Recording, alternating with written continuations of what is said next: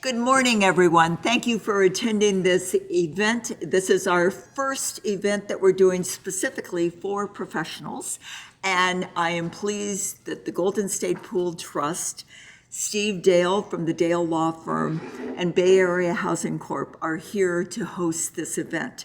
And we will be making a recording of this, and we will be sharing it up and down the state of California that will be helping lawyers, professionals, and other fiduciaries that are out there to understand a little bit more about what it takes to advise people, special needs trusts, a little bit about the regional center system, understanding the Golden State Pool Trust, and hopefully you understand a little bit about legacy. So we welcome you here today. If you have questions, we will be repeating the questions because it's not going to be heard from way back then. So thank you, and we look forward to beginning. And I'm pleased to introduce Steve Dale, who's going to kick it off and talk a little bit about what he does, why he does it, and give us some wise wisdom. Steve. So I'm going to begin with a short introduction, and I'm going to turn it over to our executive director here, Mayor Ebel. But first off, a couple of housekeeping things. For those of you that are taking this for credit, there'll be a number of codes that come up that will show up here on the screen. For those of you that are watching, if you see the codes, you're hallucinating, okay? Because once again, I'll be adding those later, but in order to get credit, if you're a private professional fiduciary or an attorney, once again, this is accredited by the State Bar of California here, by the North Bay Housing Coalition, which is our nonprofit that basically owns the Golden State Pool Trust here. So once again, for those of you doing this for credit, once again, look out for those codes. And on the screen, you'll see a link to the Golden State Pool Trust website here where you can download the form for getting credit. A couple things before we get started as we get into this. This is put together for attorneys, fiduciaries, professionals. Don't tell them this is really at a level that is for families as well. So we kind of talk down to the professionals here, but part of this is an introduction to not only this specific program, but as we're going to see, and we're going to be repeating this over and over again, I would say as an attorney who focuses entirely on special needs trusts, clearly, where will my child live is the greatest issue that we deal with, second to nothing, right? So part of this is the complexity of the system and all that. I will mention that our focus is going to be on developmental disabilities. Obviously, all Californians, whether disabled or not, housing is an issue. Here, I will say for folks with behavioral health issues and that sort of thing, a lot of this will be relevant, but of course, one thing about California, and we'll kind of go through how did this happen, is that for folks with developmental disabilities, intellectual or developmental disabilities, here we're blessed to have the regional center system, which is only here because of the advocacy of parents. Believe me, it wasn't done because politicians thought this was a really nice thing to do. It had to do with a lot of parents here who, once again, were very concerned about what is their future, especially as we shut down California's institutions. And we have arguably one of the best systems in the country, I will say. It's only there because of advocacy of families, and as with what happened with mental health, without that advocacy, these supports could go away.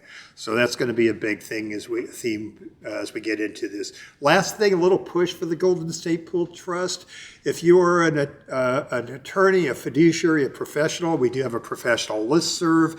A lot of what we do is we provide assistance for persons doing this planning. And as we were talking about just before we got started with this, you know, you're going to get a little taste of this. This is not a simple system. You know, one thing which I think is oftentimes a problem is that I've been doing this arguably for 30 years, maybe arguably for 50 years, depending on how far back we count here. And I'm seeing the system get more and more and more complex. It is so hard sometimes to keep track of all of these programs and how to use them and what they do. And oftentimes we find ourselves as parents, professionals, as advocates having to educate our own workers and that sort of thing here. And this is why it's so important to keep up on this sort of thing. So we're going to give you an introduction to an approach on how to actually make this work and how to tap into the regional center and ideally give you options, and it's always about options, some options about if you're looking for sustainable housing, how you might do that. Now, it's my pleasure here to introduce Mary Ebel, who is the Executive Director of the North Bay Housing Coalition, who's going to kick this off talking a little bit about the regional center system here. And then after a short break, then we will get deeper into the woods and get into some of the specific programs. So with that, we're going to take just one moment to switch PowerPoints here, and then Mary will introduce us to the regional center system. Well, good morning, everybody. Can you hear me in the back? Louder. Louder? You got the voice, Chris. So I'm here to introduce you all to the regional center system. Many of you be working with individuals with disabilities. You may not even know whether they have an intellectual developmental disability, commonly referred to as IDD. There are people who have behavioral health issues. There are people who have physical disabilities. What we're speaking about today is specifically persons with intellectual developmental disabilities. I want to introduce you as professionals understanding how important it is to know the resources that are available through the regional centers. So again, I'm going to give a high-level overview of regional centers and kind of how housing factors into it. The critical part of knowing how the regional center works and how to maximize resources from it. So our objectives today, again, is to understand the California's regional center system. It's pretty unique. It really is unique to California. Identify housing models and supports through the regional center, and recognize legal and planning considerations. So what's a regional center? There are 21 regional centers in California. It was, as Steve was mentioning earlier, created under the Frank Latterman Act, and there's a longer term, but back in the late 60s and into the early 70s, where it starts off with just a few regional centers, and then it has expanded to 21. They serve, again, persons with IDD. And it is possible that people who have a dual diagnosis, so you may have somebody who has an intellectual disability who also has schizophrenia, as an example. So it is possible that the people are dual diagnosed. There is an assessment process that they go through at the regional centers. So when I get phone calls and need people interested in our services, my first question is, are you served by a regional center? And they go, what's that? I said, well, and I explain what it is and how to contact their regional center in their specific county, and then be able to begin the assessment process. It is funded through the Department of Developmental Services, or DDS. So as professionals, get to know the acronyms, the alphabet soup that we deal with. DDS is Department of Developmental Services. Who qualifies for it? So there are actually 5 different categories: intellectual disability, cerebral palsy, autism, epilepsy, and there's a 5th broader category. So you have to qualify for one of those. It has, the disability needs to have an onset before age 18. You may say, hey, I've heard about it being 22. That's a federal definition at 22. In California, it has to qualify for regional center services, it has to happen before 18. My nephew, born with Down syndrome, obviously happen at birth. It could be a person who is typically developing and they have a TBI, they have a traumatic brain injury at age 17.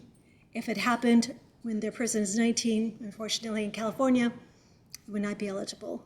And you have to show significant functional limitations in 3 or more areas.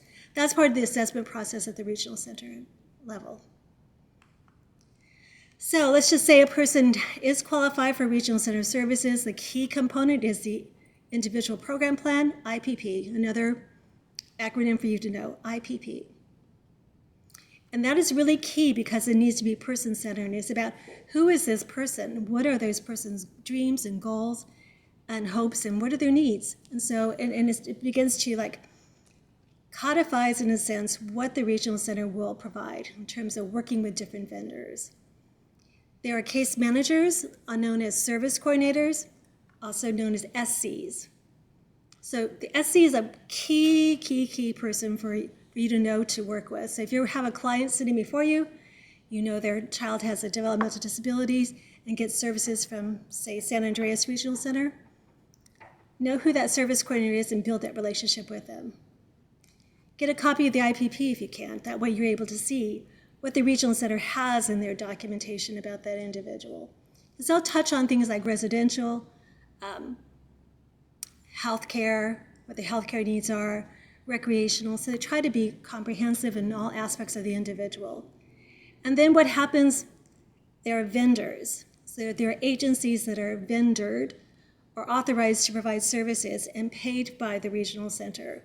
So there are, like my organization, North Bay Housing, we are a vendor through North Bay Regional Center to provide housing services.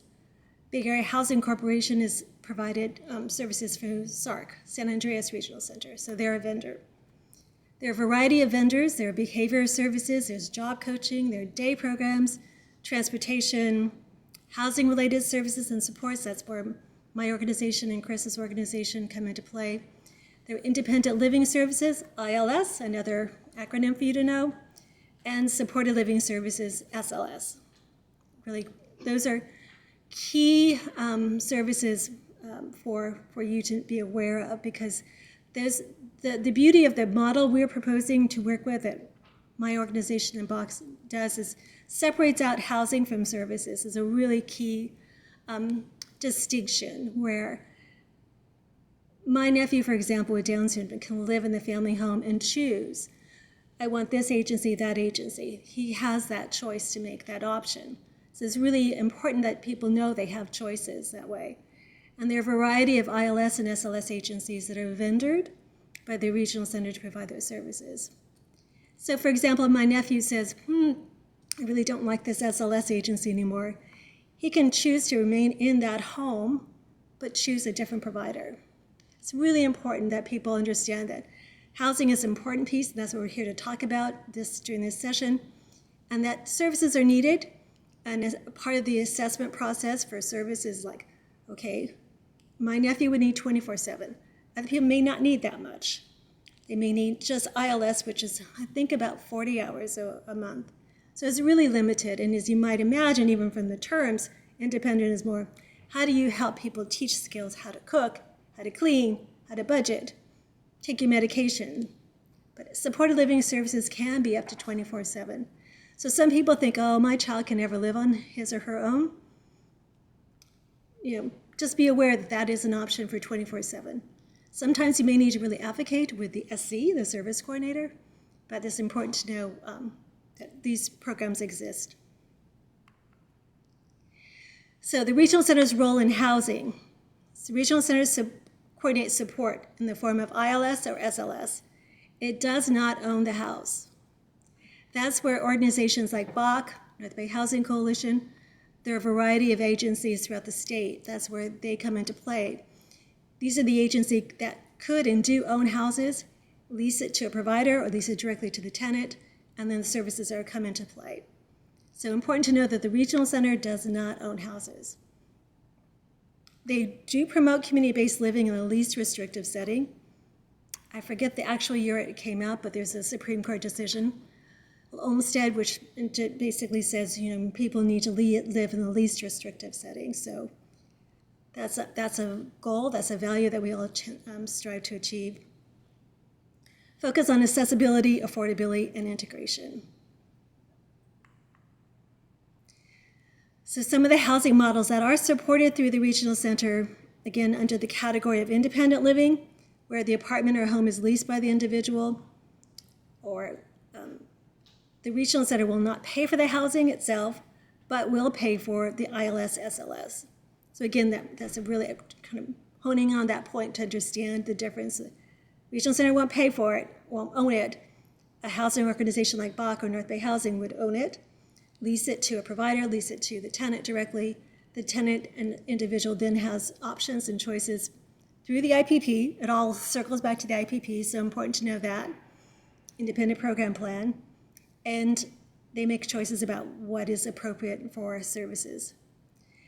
There are also licensed group homes that the Regional Center develops, adult family home agencies, and crisis and behavioral homes. But what we're talking about in this session, trying to really focus on later on with Chris and Maddie talking about the independent living legacy home. Some innovative programs, there's rental subsidies. I know we, as a housing services organization, try to partner or do partner with housing authorities to get Section 8 vouchers. Again, the partnering with developers for set-asides, meaning developers are creating 125 units, and can we have X number of units out of those carve out? And Chris has been instrumental. Chris I refer to as the pioneer of doing that over 20-some years ago. Chris started it in California. So kudos to you, Chris. So that's a way for developing housing and creating housing that's affordable. Affordable being defined as 30% of their income goes towards housing. And another partnership is Section 8 housing, Section 811 housing. So when it comes to the legal and fiduciary planning aspects, their options would be special needs trust, which is first party or third party. First party trust is a trust that is the assets of the individual. A third party is the assets of anyone but the individual. For my nephew Nicholas, if he came into an inheritance and there's no planning for it, it goes directly to him, we would have to put it in a first party trust. A third party would be, my life insurance goes into his third party trust. So it's my assets going to support him. Trust disbursements are really critical in being aware of what benefits the person is on, because certain trust disbursements could impact or will impact the person's eligibility for programs. And again, maintaining the eligibility for SSI and Medi-Cal is really critical, as well as understanding HUD rules. So a person is on Section 8 or any sort of HUD program, they also have their rules, which makes it really complex because you have people who may be on SSI plus Section 8, and they have a trust. It takes a lot of maneuvering to make sure that people are maintaining their benefits. Housing through a trust or partnership. A trust can own the housing.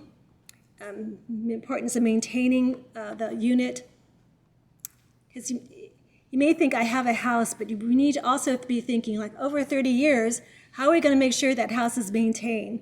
Because you may just say, here's a house, to a housing coalition, to Bach, but if there's no support around it, financial support, it becomes a real problem, because I know our commitment and Chris's commitment is to be able to say, we want to make sure this house is maintained properly over the years, paying the taxes, and aligning the housing plan with the IPP, the individual program plan, and your estate plan. So again, as professionals, for you to understand what the IPP says and aligning it with the estate plan. And you may find in conversations with a family when you're doing your counseling with them, for the estate plan, like, well, you really should go back to your service coordinator and add things into the IPP. And nonprofit partnerships as well. And Chris will be speaking a little bit, Chris and Maddie will be speaking about the Legacy Homes program through Bach. So just to summarize, in working with the regional centers, importance of understanding who the service coordinator is, importance of collaborating with that person, building that relationship, understanding the IPP must reflect the housing goals. So again, if the housing goals that are being created are not in the IPP, important that the IPP reflect that and it be updated. As I can speak for my family situation where, the things we plan on are not in the IPP. So we had to go back to the SC and say, we need to add this language because the service coordinator will change over time. But what is locked in is that IPP. So the IPP is critical that you understand it. Using letters of support and appeals as well. So if there's something at the regional center, that decision that's being made, you've asked for certain programs or vendors to provide services, and the service coordinator is saying, we don't think we can do that. You do have the option to file a notice of action, so important to know that you do have that capacity to appeal it. Some practical tips and pitfalls. Start early and plan ahead. I know it's really difficult when we talk about this kind of, as family members, you really have that heart to like, what's going to happen? Not if, but when I'm not here anymore. So the importance of supporting your clients as professionals, supporting your clients to help them plan ahead. Set the realistic expectations, ensure long-term sustainability of supports, and build those relationships. And I'm just having here, because as we speak, we're recording in San Jose, but the relationships with the regional center. And if you need to know what regional center your catchment area is, you can go to the DDS website and there is a map. Like for example, if you're in LA by chance, there are 7 different regional centers in just one county. Whereas Alta California Regional Center covers 10 counties. So it's all about the geography and the population of each county. So understanding who your regional center is, I have here build relationships with BAC, Bay Area Housing Corporation. Again, you'll hear more from Chris and Maddie later. And locally here in Santa Clara County is Parents Helping Parents, which is a great organization for families helping understand how to maneuver through a very complex system. And not just the fact of maneuvering through a process, but understanding as well the emotional, just the process of going through this. I mean, we are facing as family members our own mortality when we talk about this, right? We're just like, and none of us want to admit that. None of us want to think about life without us, but at the same time, we as family members, we have to do that. We have to take the steps to do that.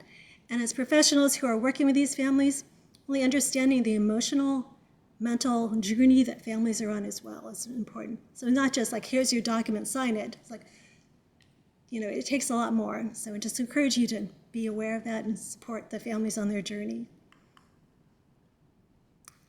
Some case studies, some examples where a person may be living in the family home, and through a BAC's effort in San Jose area, they got more housing vouchers, and so they're able to move into community home, and they get supported through supported living services, SLS, supported living services. They're in a licensed home and they move to an apartment and they share it with a roommate. You have a trust-funded housing transition. So money is in a trust and you build a housing plan that Steve will touch on. And you also have legacy homes that, again, Chris and Maddie will touch on. So happy to be here. And so let's dig a little bit deeper into the whole world of services surrounding houses and that kind of thing here. So, part of this is, even we start off with the question, is the purchase of a residence for your developmentally disabled child right for your family? And the answer is, well, let's explore it, okay? One thing when we're talking about planning, it's all about options. I know for myself, here as we go through this, as a planner, as a trustee and all that, it would be so much easier if everybody with a disability had the same needs and had the same resources and all that, but that's not what we signed up for. Part of this is these are individuals here, and a plan that fits one person may be incorrect for somebody else. And that's part of community living, is not just physically moving into the community, but it's also being part of the community. And how we're going to do that is going to be different for different individuals. So this is how I like to begin with these programs. And we were joking about this.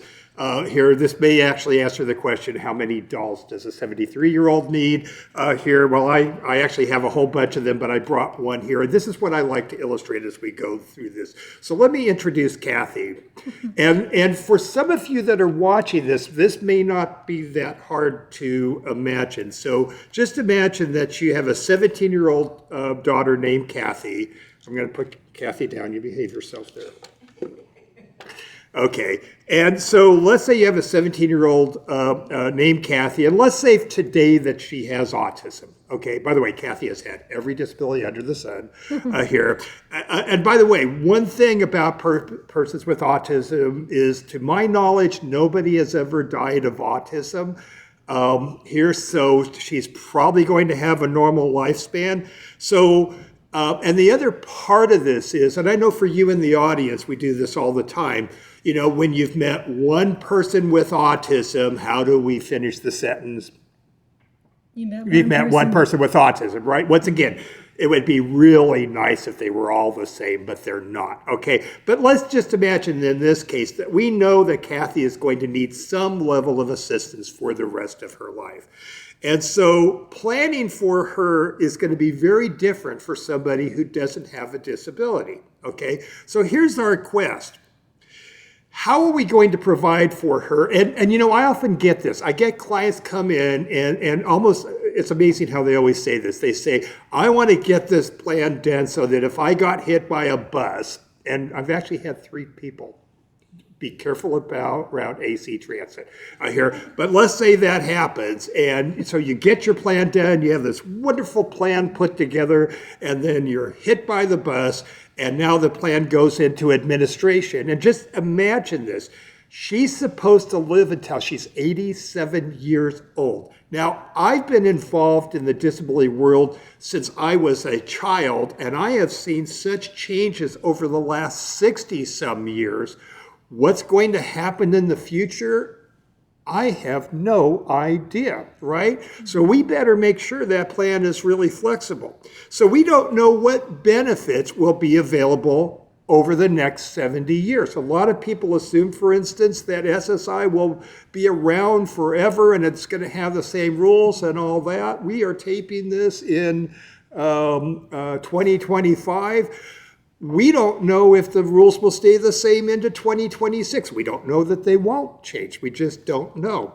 We don't know if the agencies out there will be available during her lifetime. And I will warn you here, I'm a bit of a pessimist, so you better hope that I'm wrong, and I hope that I'm wrong. But I watched early on with mental health, with deinstitutionalization, that my father was very involved in, a robust program that was put together early on, and there's virtually nothing left. Look under any bridge and see the result, right?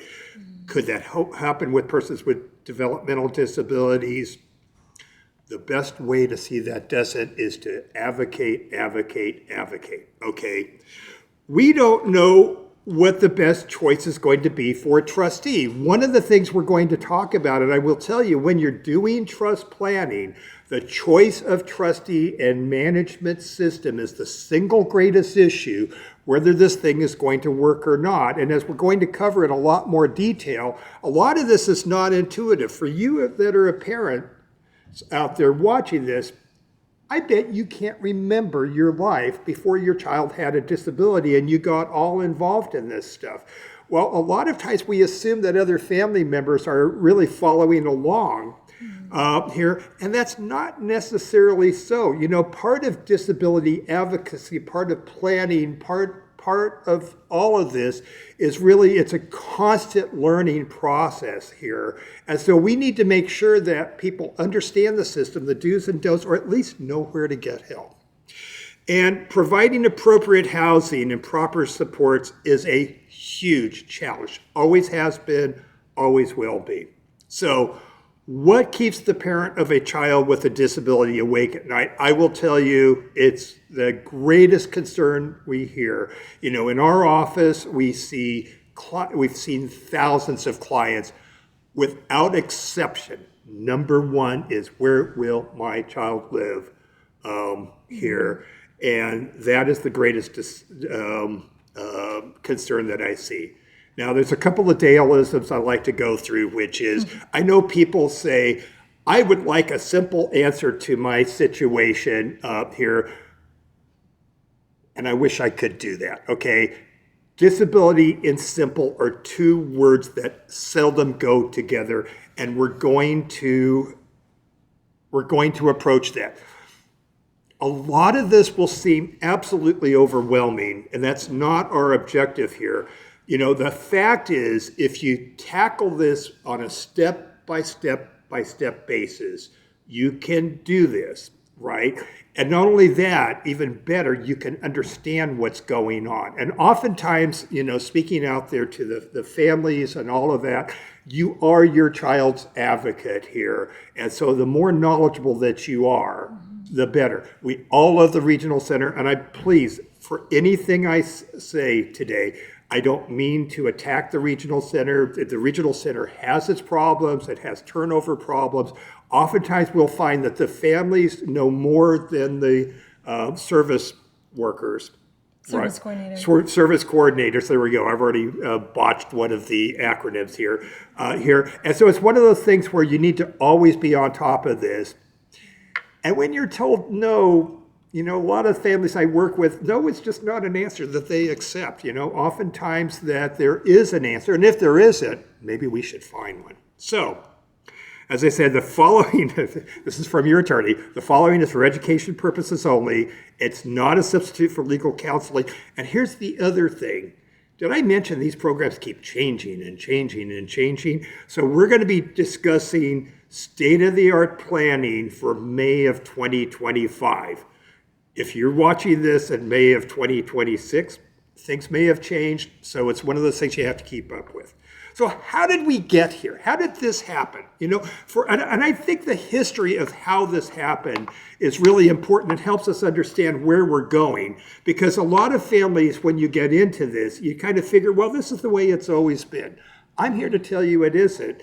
And I won't spend a lot of time on this, but my family worked in institutions for 3 generations. I actually, as a small child, used to walk the grounds of Agnew State Hospital when it was a state hospital and was really a farm-based community, and which just seemed natural to me. Now it seems a little irresponsible on my parents' side doing this, but it was really common that family would, you know, go to the institutions and work and do that kind of thing. And of course there were some terrible things that happened, but with that, we have seen, as the movement away from large state institutions into the community, it's been a real challenge, okay? So in the 1960s, California joined a national movement of closing down state hospitals in favor of community programs. The promise was, let us shut down these institutions for both, and the primary focus was mental health,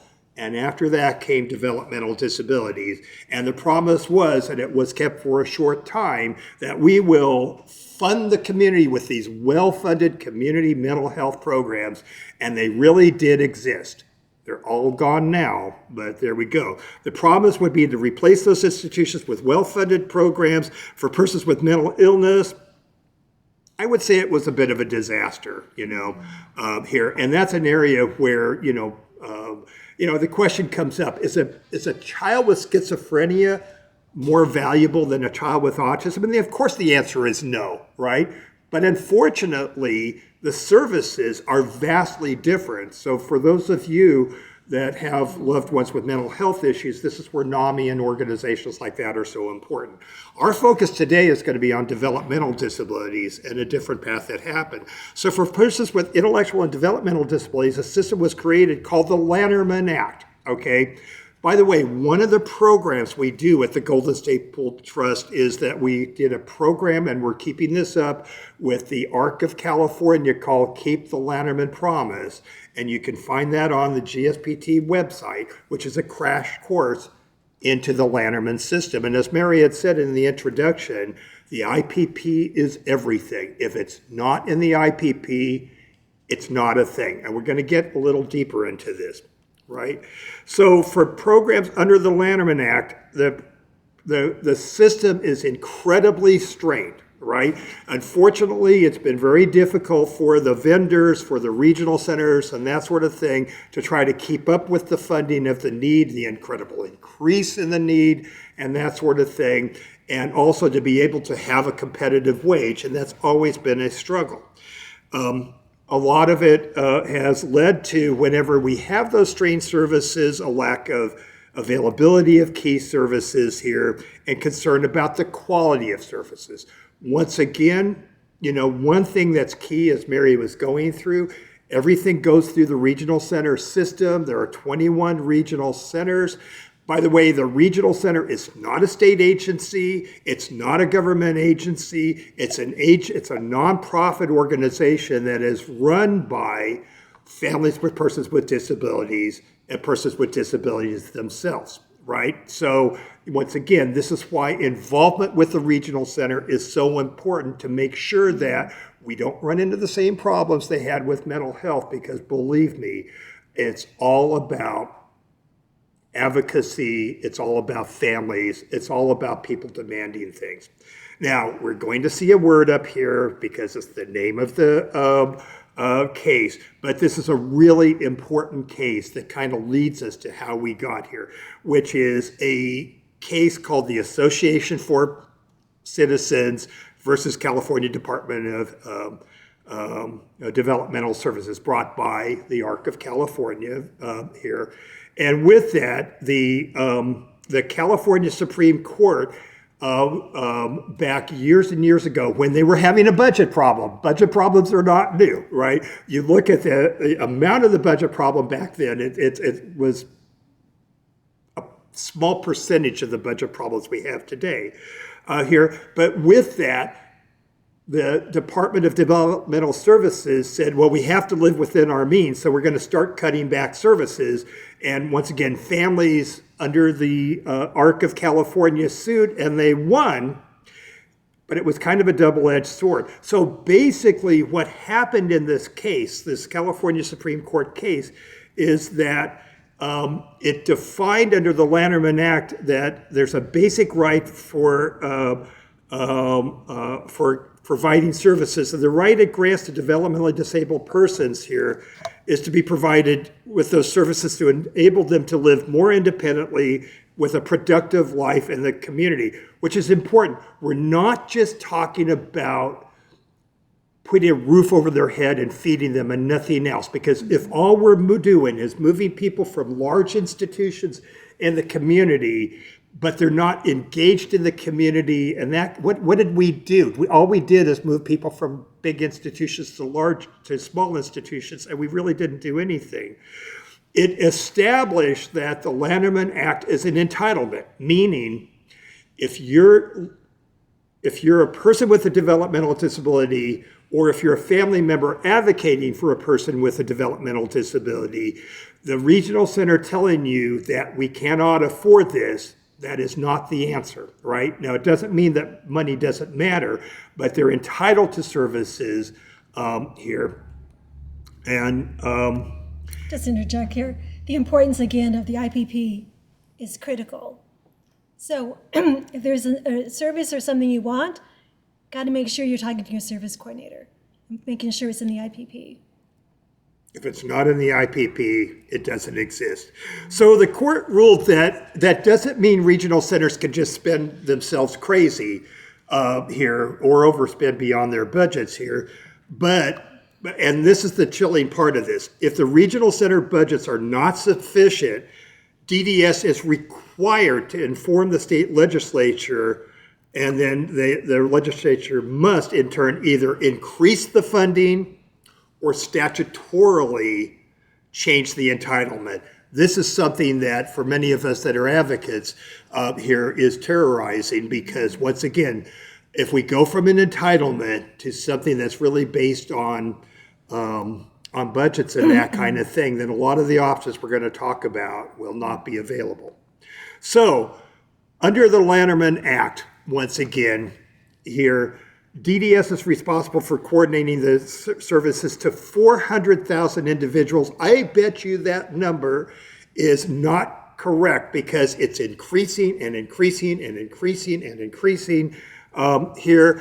And of course, this includes not just folks with Down syndrome and that sort of thing. It can include things, folks with autism, epilepsy, and other conditions. Once again, Mary covered that too a bit. So here's the challenge.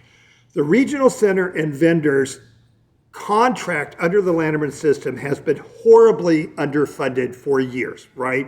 And the problem has been because oftentimes they can't pay a competitive rate.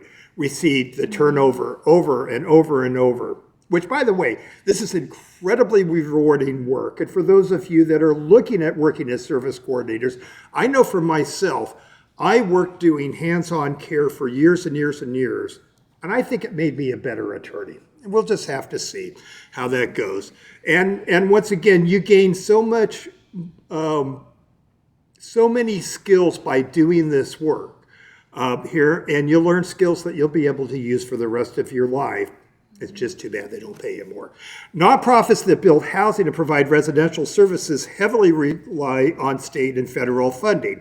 So the normal course with group homes and things like that, and this is where the legacy option is going to be somewhat different here, is that's all dependent on government funding.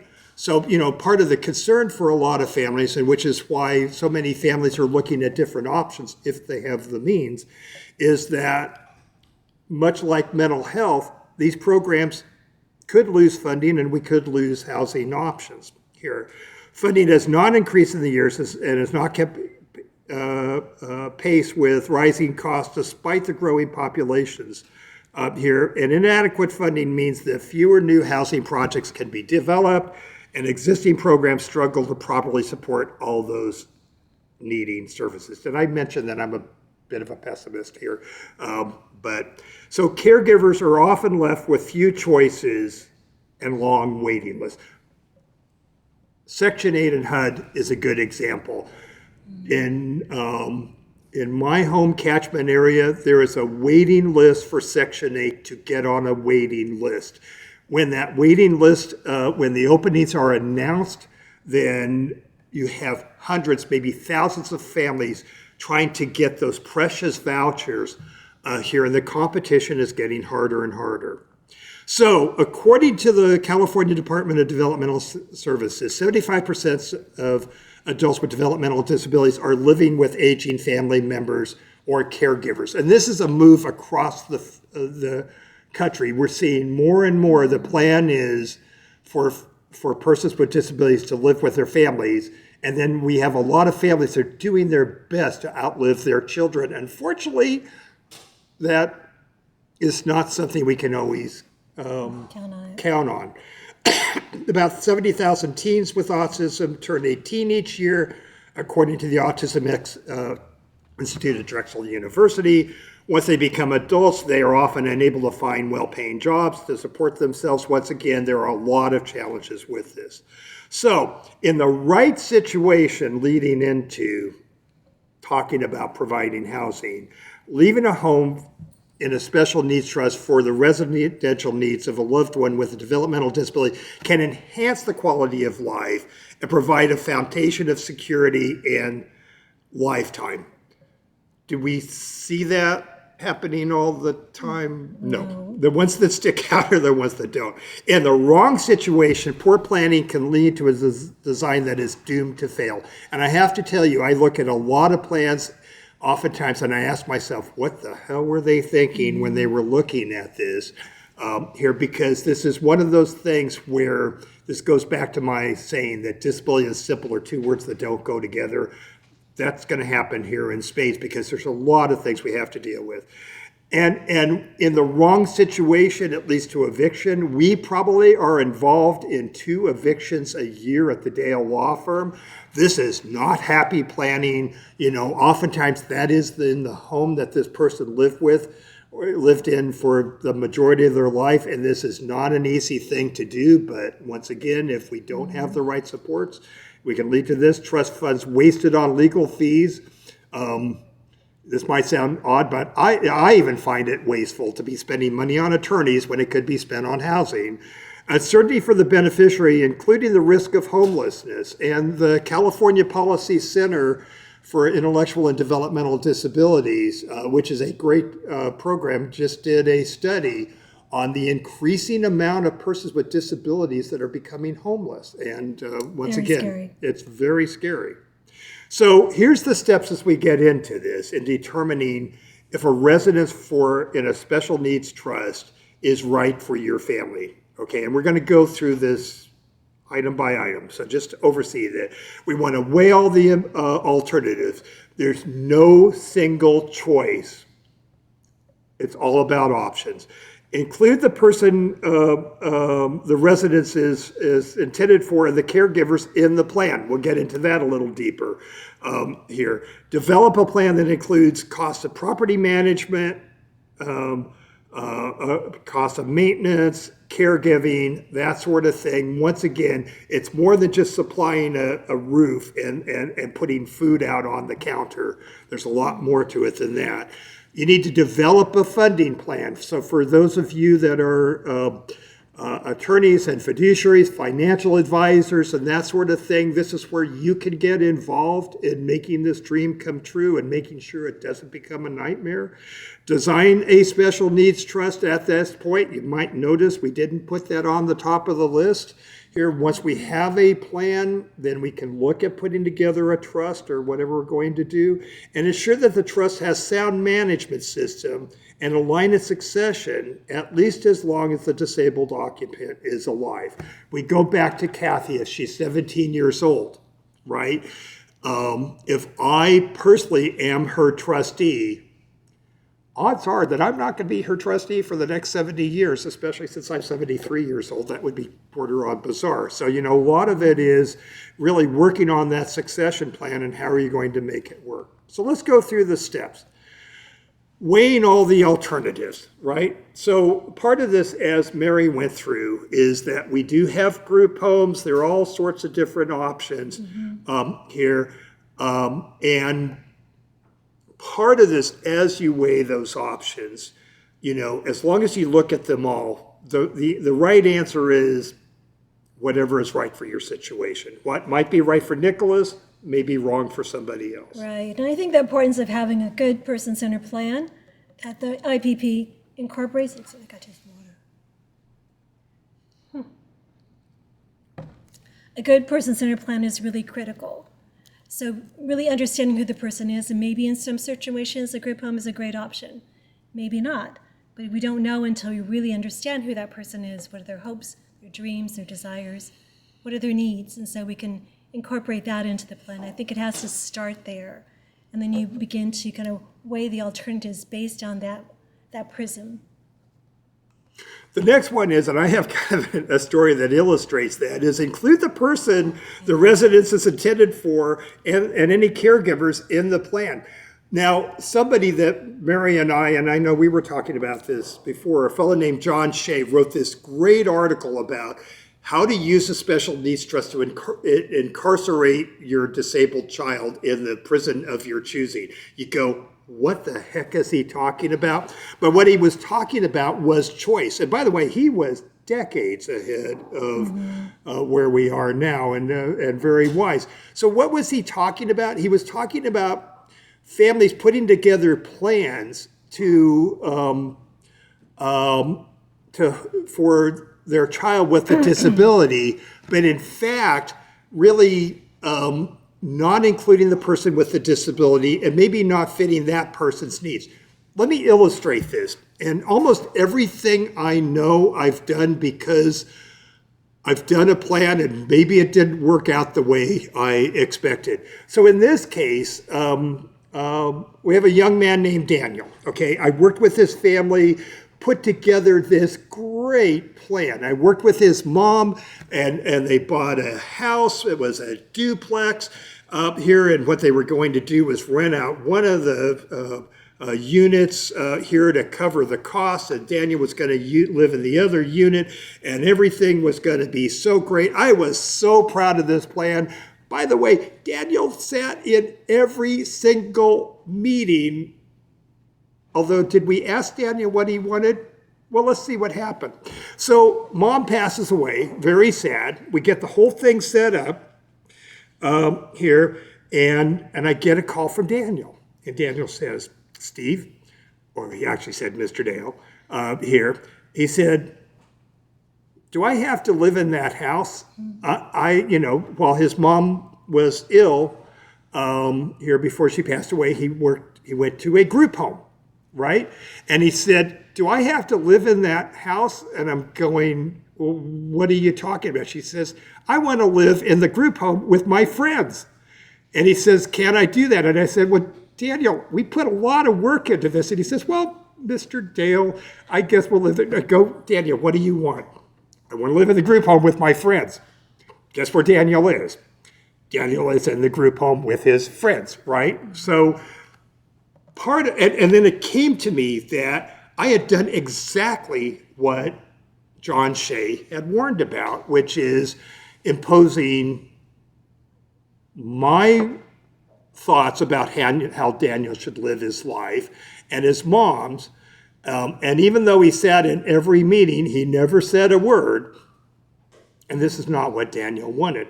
The point of the whole thing being is that it is all about options. But the other part of that is these folks are actually human beings and they do have thoughts and wishes and things like that. So it's one of those things, the more you can include somebody in the plan, that's the better. Absolutely. Great. Next thing as we go through this. So it's not uncommon the parent will do the plan without including the child with the disability. Right. So oftentimes they're not sitting in the room anyway. Right.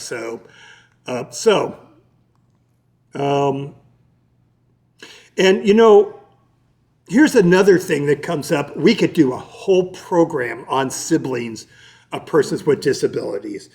I can't tell you how many plans are put together, including housing plans, where the assumption is, and it's always the eldest daughter. I don't know why she always gets the short straw, but it's always the eldest daughter who gets picked for this, but that my daughter will always live with her disabled brother, and even daughter might say, yes, I will always do that. Can you count on that? No, daughter's got a life of her own, and I can guarantee you she's going to marry somebody out of state, and she's going to end up moving and that kind of thing. So, part of the job as professionals and as advocates is oftentimes to challenge the folks we're doing our planning for, because, as I like to say, when you're hiring a law firm, you're not buying a document. You're hiring the experience of the law firm, and oftentimes folks who do this planning, which is why we really want to work with folks who are used to working with the regional center system and that kind of thing. When we're working on all this, part of this is that we spend a lot of time sharing what works, what doesn't work, and then try to apply it in that situation. So once again, siblings are an important part of this. And I'm not saying that we should not include siblings, but we want to be reasonable, right? So the steps in determining this is develop what's called a housing plan. And this is a plan that includes the cost of trust administration. These trusts do not administer themselves. There are expenses involved. The cost of property management. I will tell you, one of the biggest problems we see oftentimes is dealing with the property management. And once again, one of the things you have to ask yourself, and we'll get a little deeper into this, is like, how many roofs are we going to have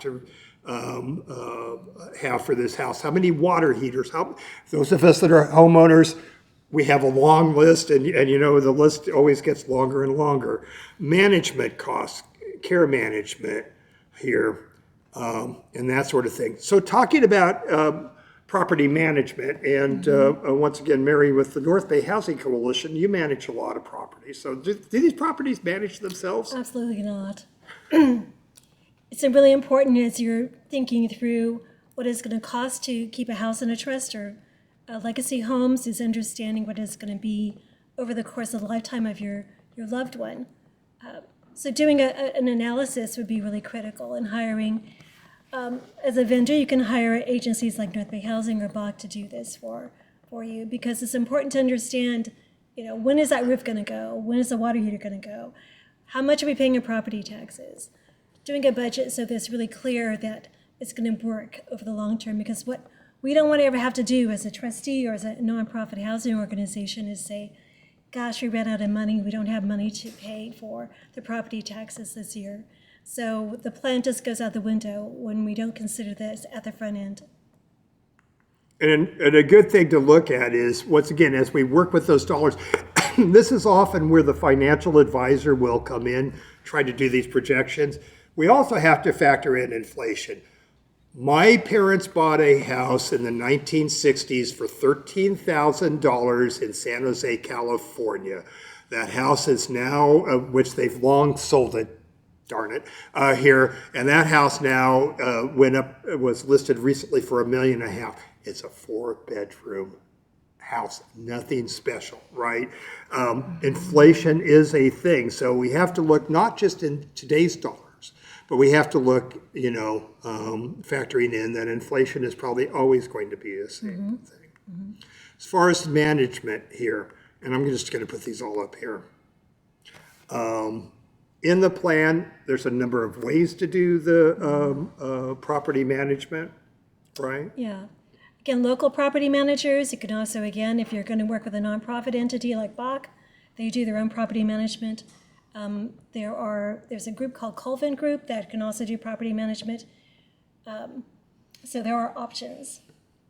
Depends on how involved the family itself wants to be in the property management, but the goal is to not just think about just the family doing it, it's thinking beyond that immediate circle of family and how can we as family members begin to take a step back and have other people step forward, because that's what's going to work in the long term. So talking about a housing plan right here is that one of the things we do have to look at, and this is part of community living, once again, as I've said a number of times, it's not just physically moving in the community, it's being part of the community here. And everybody's needs are different, but for a lot of folks that we plan for, just leaving the keys on the counter and hoping everything is going to be okay is just not a thing. So when it comes to that, we need to make sure that we have some system of to provide for caregivers, making sure that it's appropriate and vetted. Sadly, the incidence of persons with developmental disabilities being abused in the community is astronomically high, higher than it should be. Even if it was one person, it's too high, but it's a lot more than that.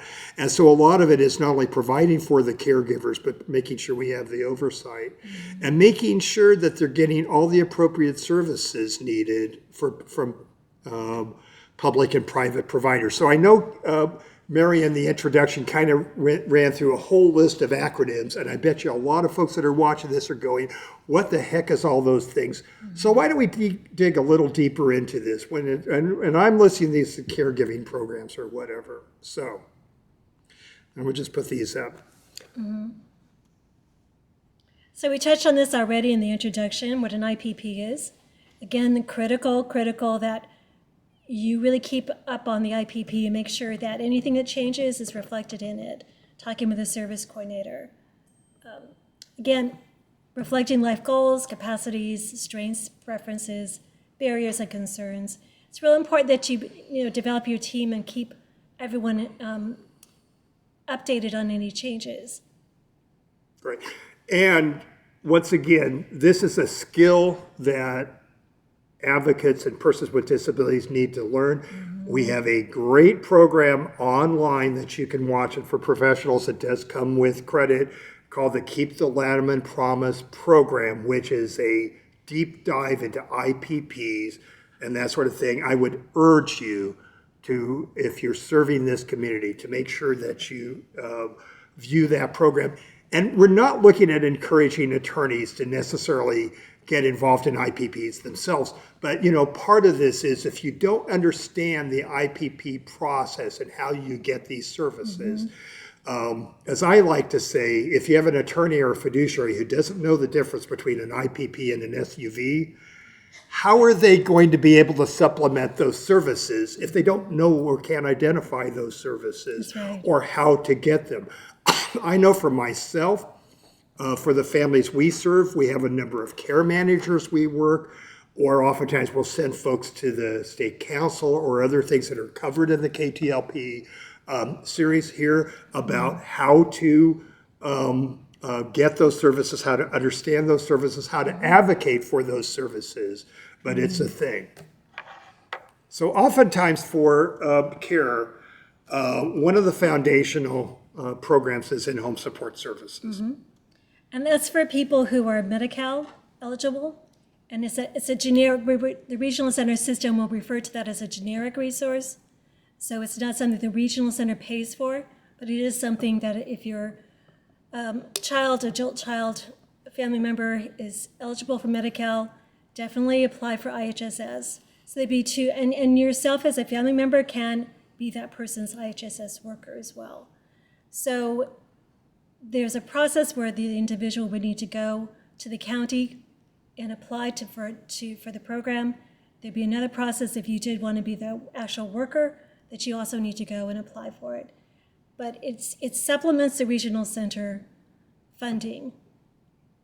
You can get up to 283 as we speak on May 14th, 2025. Right now, the max you can get is 283 per month. It all depends on what the individual's needs are. Again, an assessment is done by a social worker from the county. Will come out to determine this person needs protective supervision, so they're going to get likely the max. So important concept, even though the regional center system is an entitlement, they're still the payer of last resort. So if there's another group that's supposed to cover services like IHSS, that is going to be your foundational service. Let's do some math, which is hard for a tax attorney here. That's why they invented CPAs, but there we go. Let's divide 283 hours by 24. Does that give us 24-hour care? No. So what else do we do? And let's look at some of the other services.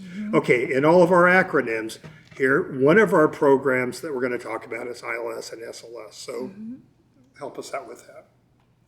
Yeah, again, ILS, Independent Living Services, this is a service paid for by a regional center.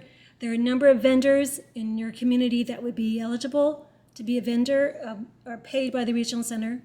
And they do a variety of things that you can see here on these bullet points. It's more instructional based, not so much doing it for the person, but teaching the individual how to cook, how to clean, how to shop, how to plan for their meals and prepare the meals, money management, self-advocacy, and so forth.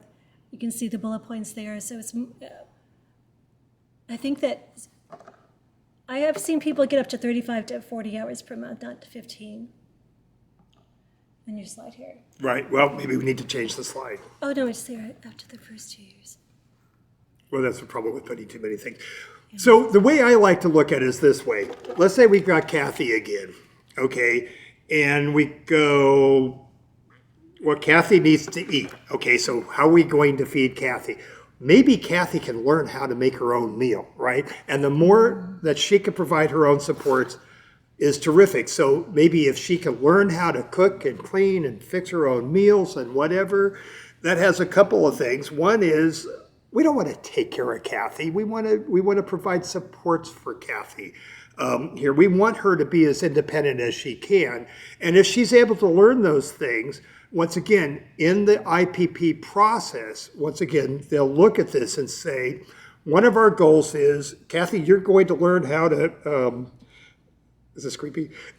Kathy, you're going to learn, how to cook and clean and do the dishes and that kind of thing. Something that I haven't mastered, but yeah, well, there we go. Let's say that's just not realistic, that she's not going to be doing her shopping and that kind of thing. So what else do we have? I'm just going to bring it back again to the IPP, because the IPP is all about what can Kathy do for herself? Where does she need the support? And that's part of the conversation that the IPP team, Kathy, parents, whoever needs to be a part of her support network will determine and talk about. It's like Kathy may say, I really need support. I want to learn how to cook. It's really important to me to learn how to cook. I want to go shopping for myself. So it's important that that's reflected again in the IPP. And even the IPP will say, we're going to then authorize 35, 40 hours a month of ILS support. And Kathy, or another example, if we talk about supported living services, or SLS, where Kathy cannot cook. No amount of teaching will help her cook. So she needs someone to do it for her. So that's where SLS becomes, because there are far more hours, and as I mentioned in my previous introduction, it could be up to 24/7. So if an individual cannot be left alone at night, it could be that they have live-in or round-the-clock support. Right. So once again, it's kind of a set of building blocks. This is a program I love. Personally, it's relatively new. It was called Coordinated Family Support. It's a program that DDS put out to all 21 regional centers. It has, so you can, my organization is a vendor for Coordinated Family Support, or CFS. It's meant to be for people who are 18 and older, living in the family home. There are a variety of services, 9 different categories. The 8th category has to do with futures planning. So why I get excited about this is because our organization is a vendor through North Bay Regional Center to provide CFS. And what's exciting about it is really being able to dig in very deeply and profoundly and work with families and go with them on their journey, because it's not easy. So how can we support families thinking through all these things? What kind of support? What are Kathy's dreams? What does she want to do? Who is she? What are her gifts that she can contribute to the community? So we want to be able to, it allows more time than SLS or ILS to really dig in and to help. So by the time the family goes to Steve or any of you, to Herb or any fiduciaries and attorneys, they're more prepared to understand and ask the questions. Because sometimes people go before their attorneys and their planners, they don't know what to ask. They don't know what they don't know. So helping people really prepare and understand the questions they want. Having the conversations with siblings. I mean, I was talking to two parents this week, and they were probably in their 80s, and they just were kind of, I don't know, you got to talk to my daughter. So now I'm talking to the daughter.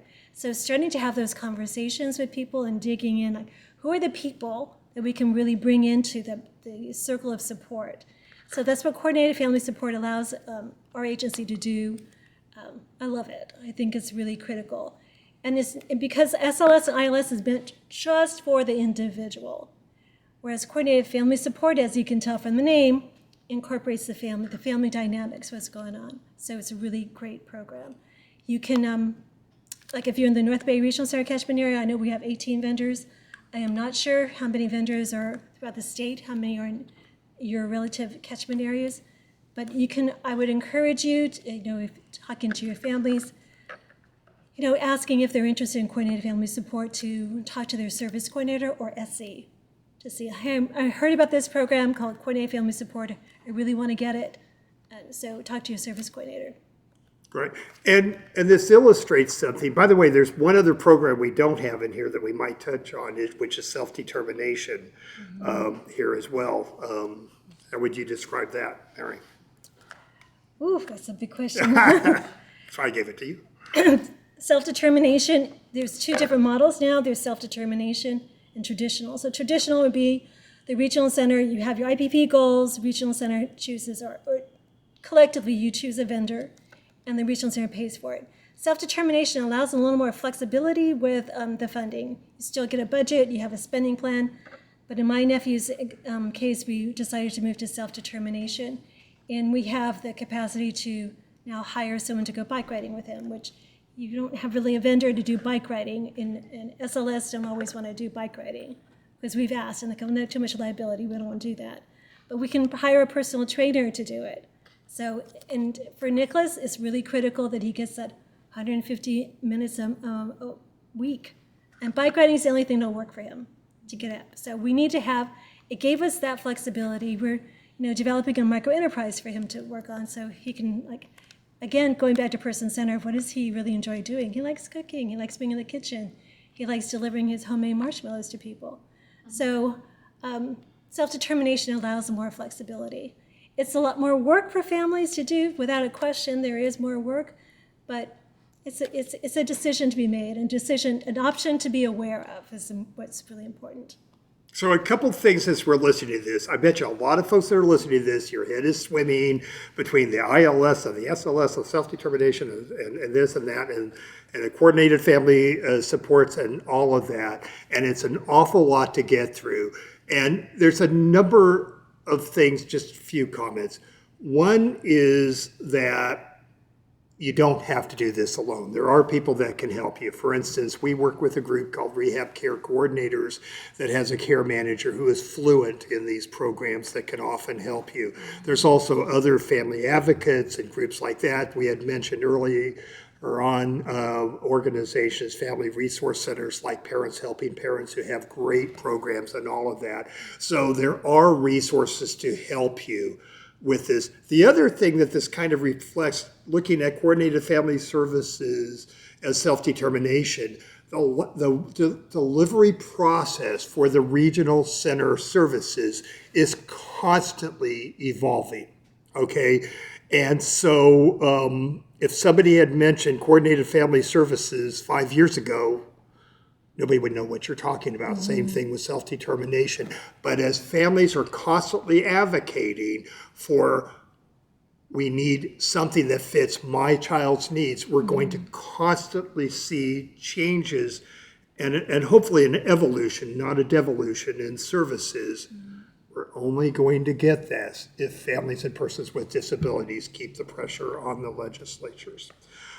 Here. Now, just going through this, backing up one slide, if part of what we're going to focus on, especially for the rest of this presentation, is an option about providing a home for a person with a disability and what's involved in doing this. What are the hazards? What are the rewards?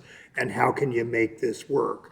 And we're also going to hear a lot about the Legacy Program, which is yet another option here, not only to help with this quest, but also help other families that have this same need. So when we're doing this, we need to develop some sort of a funding program. And this is where, for attorneys and for financial advisors and for fiduciaries, we're going to talk a lot about trustees here. How can you put a plan together that you're going to have the resources to deal with all these needs and be able to succeed? So, part of it is we are looking at public benefits, but I'm here to tell you public benefits alone is not going to do the job.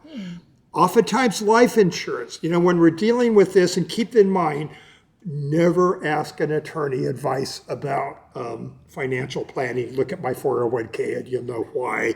That's why we have professionals. But this is an area for a lot of families. Life insurance can be a really good tool, right? A lot of the folks we work with are relatively young and they can get a pretty nice life insurance, maybe a term insurance. I'm not going to get into term whole life and that sort of thing, but it is a way to go.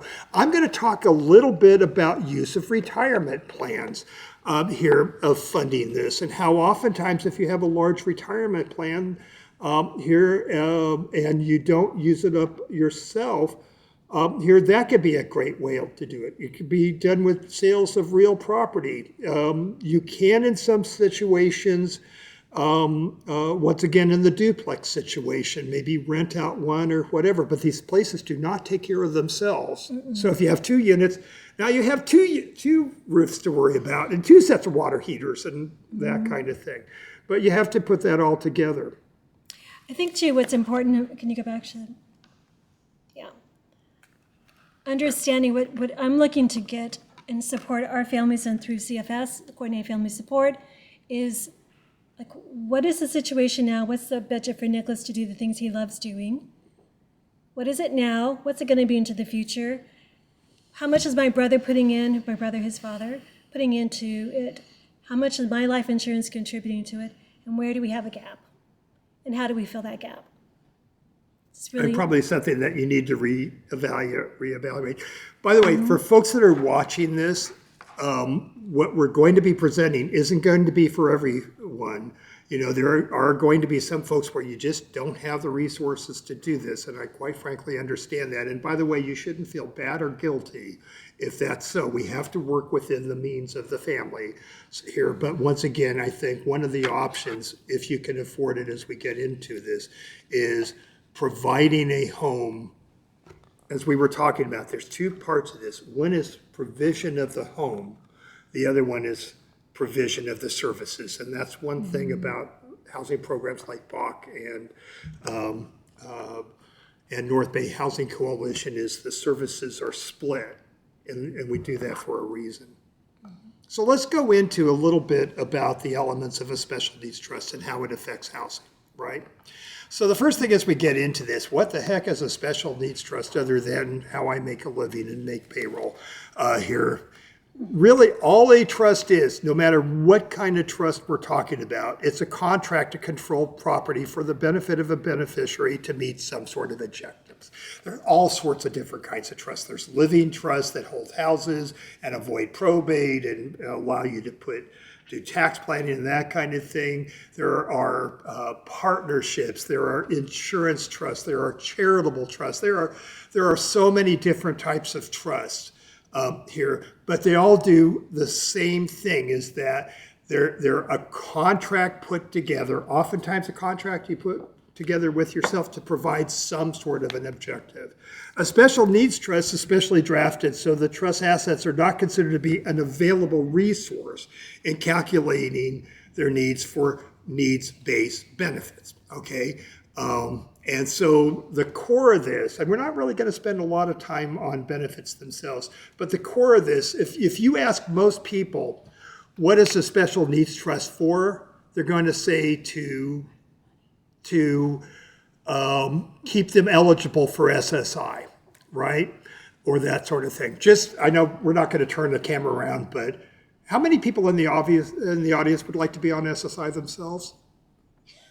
May it reflect? Nobody put their hand up here. Once again, oftentimes it is an essential program, but on the other hand, I wouldn't say it's the most disability-friendly program in the world here. And so most of the parents I deal with here, their objective is not to keep their kid on a welfare program. That's not their dream and hope or whatever.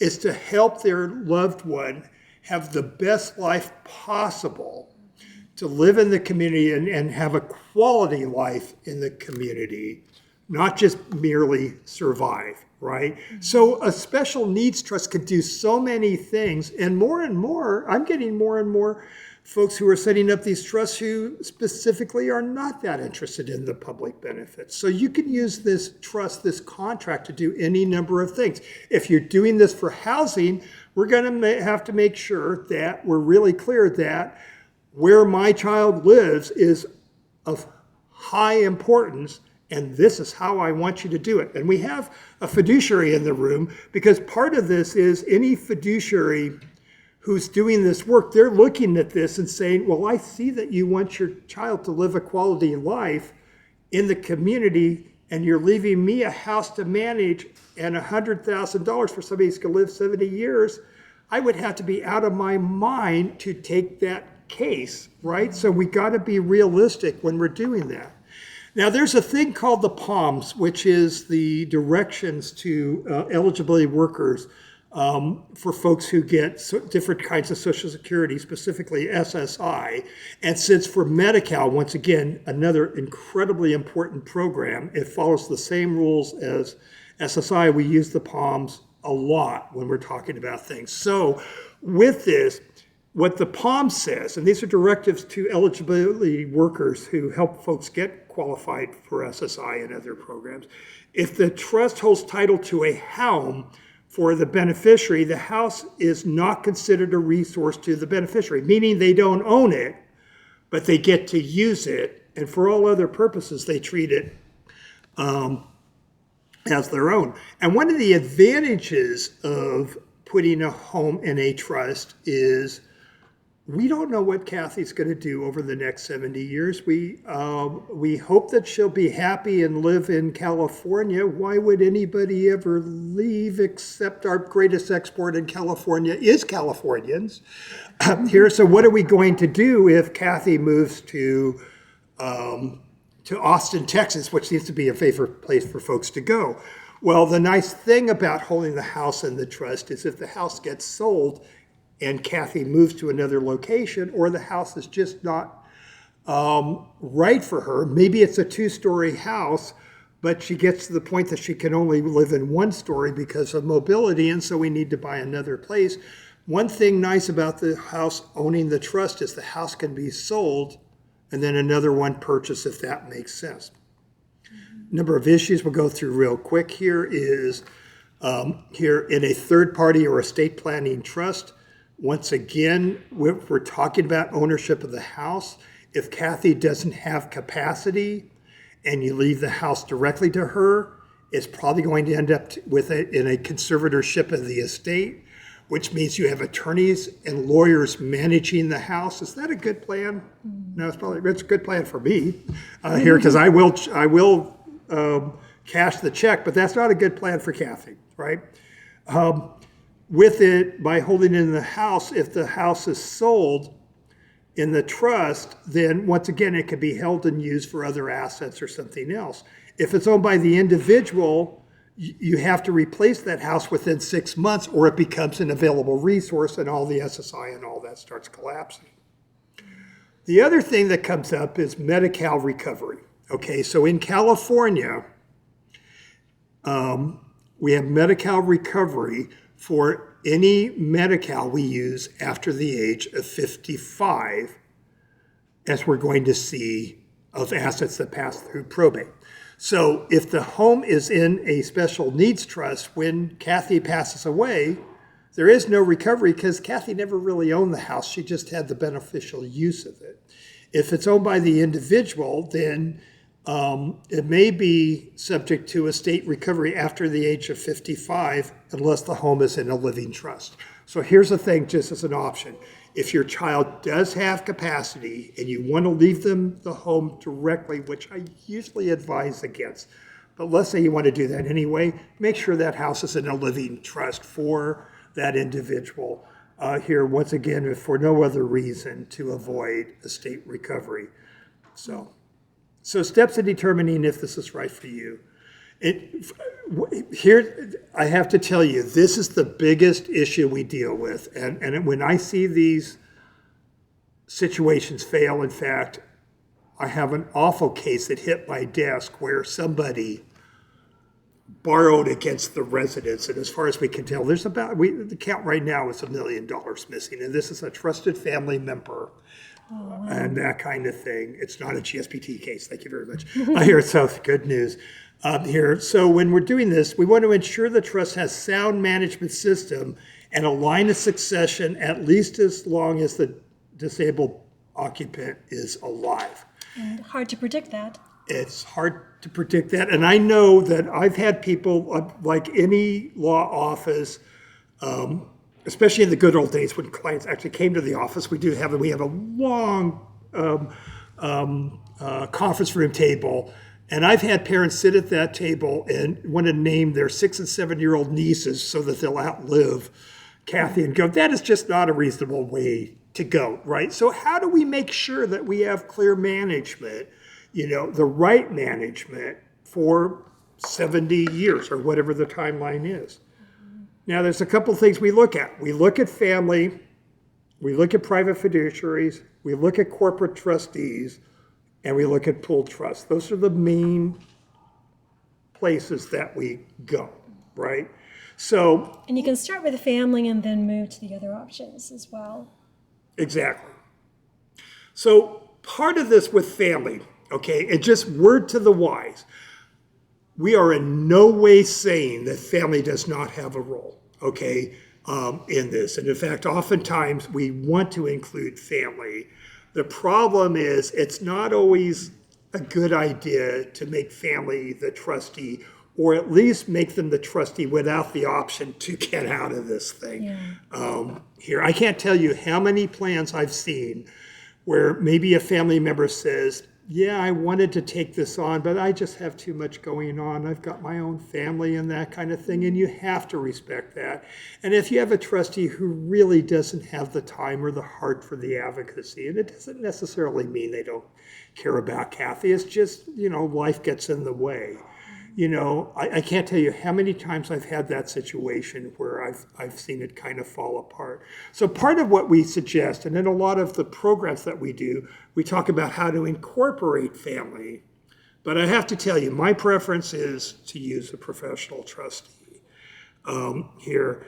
Once again, it's often convenient to do and that sort of thing. And yes, these people, they do charge here, but once again, we like to set up plans where we set up a checks and balance where the family can be that advocate, be the supporter. You can actually incorporate a lot of the concepts of supported decision-making in the estate plan because we want it to be person-centered. We want it to reflect what the person with the disability likes within the parameters of the trust and that kind of thing. And so a lot of times, it's not just choosing a system, it's choosing a trustee, it's choosing a management system that we're looking at doing. So let's go through a couple of options. One is there's this new animal out there, it's new to many. It's been around for, about 30 years, just went to the PFAC 30th year conference, so that tells us. And so in California, we have private professional fiduciaries who provide critical services to seniors, persons with disabilities, and children. By the way, if you are a family member or if you are a sibling of a child with a disability, I have to tell you, consider becoming a private professional fiduciary. The need for this is so huge. And if you're looking at a way to serve the disabled community, as I like to say with siblings, most siblings either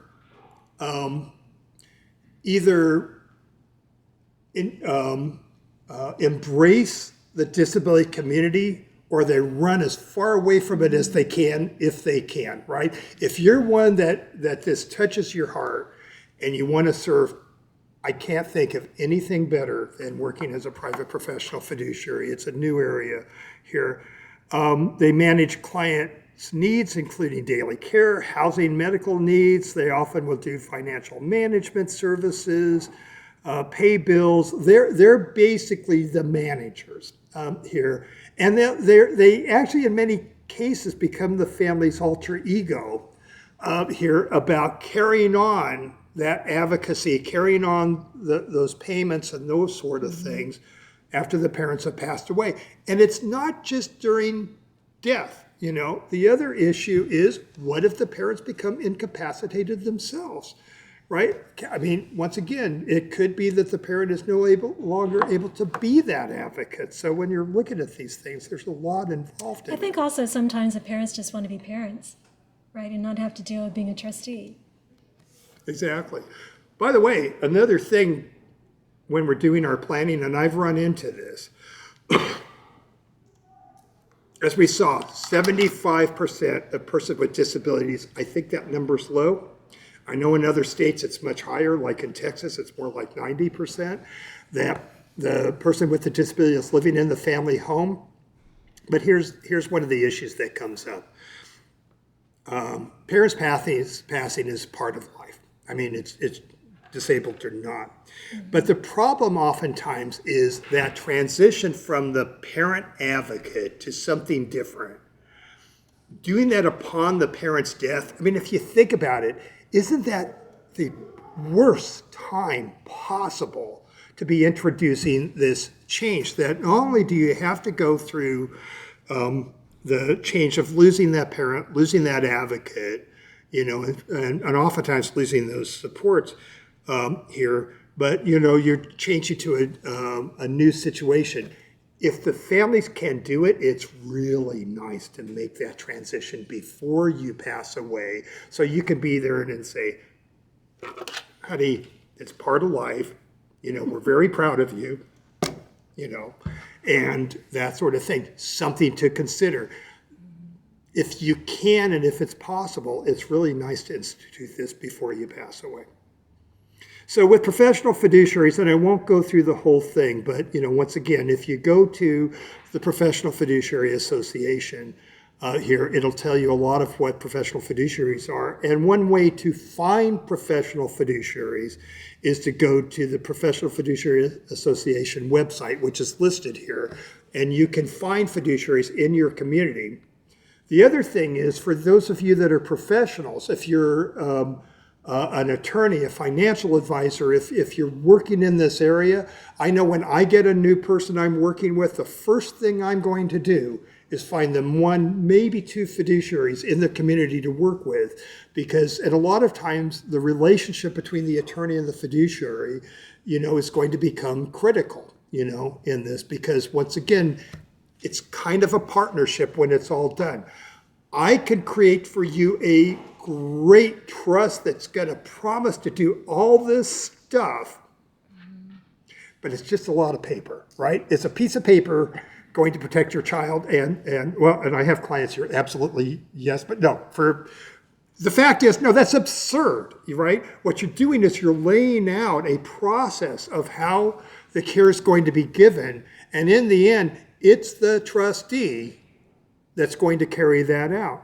If we have a trustee that knows what's expected of them, has the resources to do this, this is something where we can be very comfortable. If we don't have that, we have a plan that you may feel like it gives you relief, but in fact, it's going to be real questionable about whether or not this thing is going to work. Something near and dear to us is a pooled trust. Here, and we just happen to be, I'm the trustee of the Golden State Pooled Trust. Mary is the executive director. By the way, are we the only pooled trust around? No. No, we're not. There's about 8 functioning pooled trusts in California. I'm kind of like the Golden State Pooled Trust, but each of them is different. Each of them have different focuses. And, so once again, whether you're an attorney, a family member, an advocate or whatever, getting to know pooled trust as an option is a good thing. The thing with the pooled trust, the way I like to describe it, it's kind of like a cross between a 401k and a special needs trust. So when you do a traditional program here, basically what we're doing, if you join a pooled trust in the traditional sense, here is that you sign what's called a joinder agreement. It's a contract, and you get an account where the money is invested. It's all used for the distributions and that kind of thing, kind of like a 401k, but you don't get an individual trust. The problem that I have with using a joinder agreement is, for me, it's all about options. And even with the Golden State Pooled Trust, which once again, if I didn't mention this, I very much like the Golden State Pooled Trust, but the problem with using a joinder agreement is it limits choices. Rule of thumb, anytime you're doing planning, and the planning means you've limited your choices, that is probably the wrong path to go to. So if we have a joinder agreement, and let's say for some reason you just decide, I don't want to work with the Golden State Pooled Trust anymore, or maybe there's a different program, or maybe you move to Austin, Texas. Here, how are we going to have that mobility? How are we going to have the ability to be able to change trustees and change different options if we use a joinder agreement? There's no rule of thumb here. My personal feeling is if you're talking about less than a couple $100,000, a joinder agreement is probably fine. But if we're talking about something substantial, and you can define substantial, I prefer doing what's called a standalone trust. So the way that works is that many pooled trusts will actually manage a standalone trust, just an individual trust that's created. So the beneficiary has their own special needs trust. And by the way, there's another reason oftentimes we need a standalone trust, because we haven't figured out how to shove a house into a pool, an investment pool. can't seem to figure that out because it doesn't fit in the pool here. So we have to put it in something. So we put it in a separate trust. So there's two reasons we do this. One is if you're choosing this option and decide to hold the house in the trust, we need something to put it in. The second part of this is that it can't hold the investments here, and then it would be operating just like any other trust. Now, the advantage of that, once again, is that you can get the services that the pooled trust is providing. And oftentimes, in a lot of cases, there may be some specialized services or ability. For instance, I would advocate for Golden State Pooled Trusts. We're all about developmental disabilities. We're all involved in trying to understand the different programs and that kind of thing, counsel families and work with them. We're pretty well versed in that area here, whereas some pooled trusts, that may not be their focus here. Now, part of this is if you name the Golden State Pooled Trust, or if you name Heather Fisher and Associates as a private fiduciary, or you name Wells Fargo, or you whatever, does that mean that they have to serve? And the answer is no, right? Just because you name somebody, we have to go through a process. And we go through the same thing ourselves because, once again, we want to make sure that we can take cases that we can handle that work for us here, and that we have the resources. We're not super wild about taking houses and eventually having to evict your child. That's just not something that we've signed up for. So part of this is whether or not the trust will accept it. In order to do this, if you're using, whether it's the Golden State Pooled Trust in LA, there's the JLA Trust. In San Diego, there's the San Diego Community Trust. I mean, there are so many trusts out there. But hey, since we're with the Golden State Pooled Trust, let's talk about us.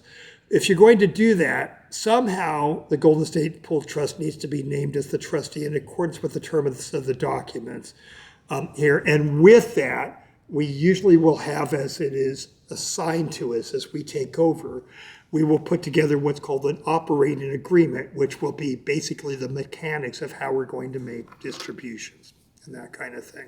A couple of things when we're talking about pooled trusts, and when you're choosing different options, we are like most pooled trusts. We are a call center. So like we are never going to meet with Kathy. We are not going to sit in Kathy's IPP.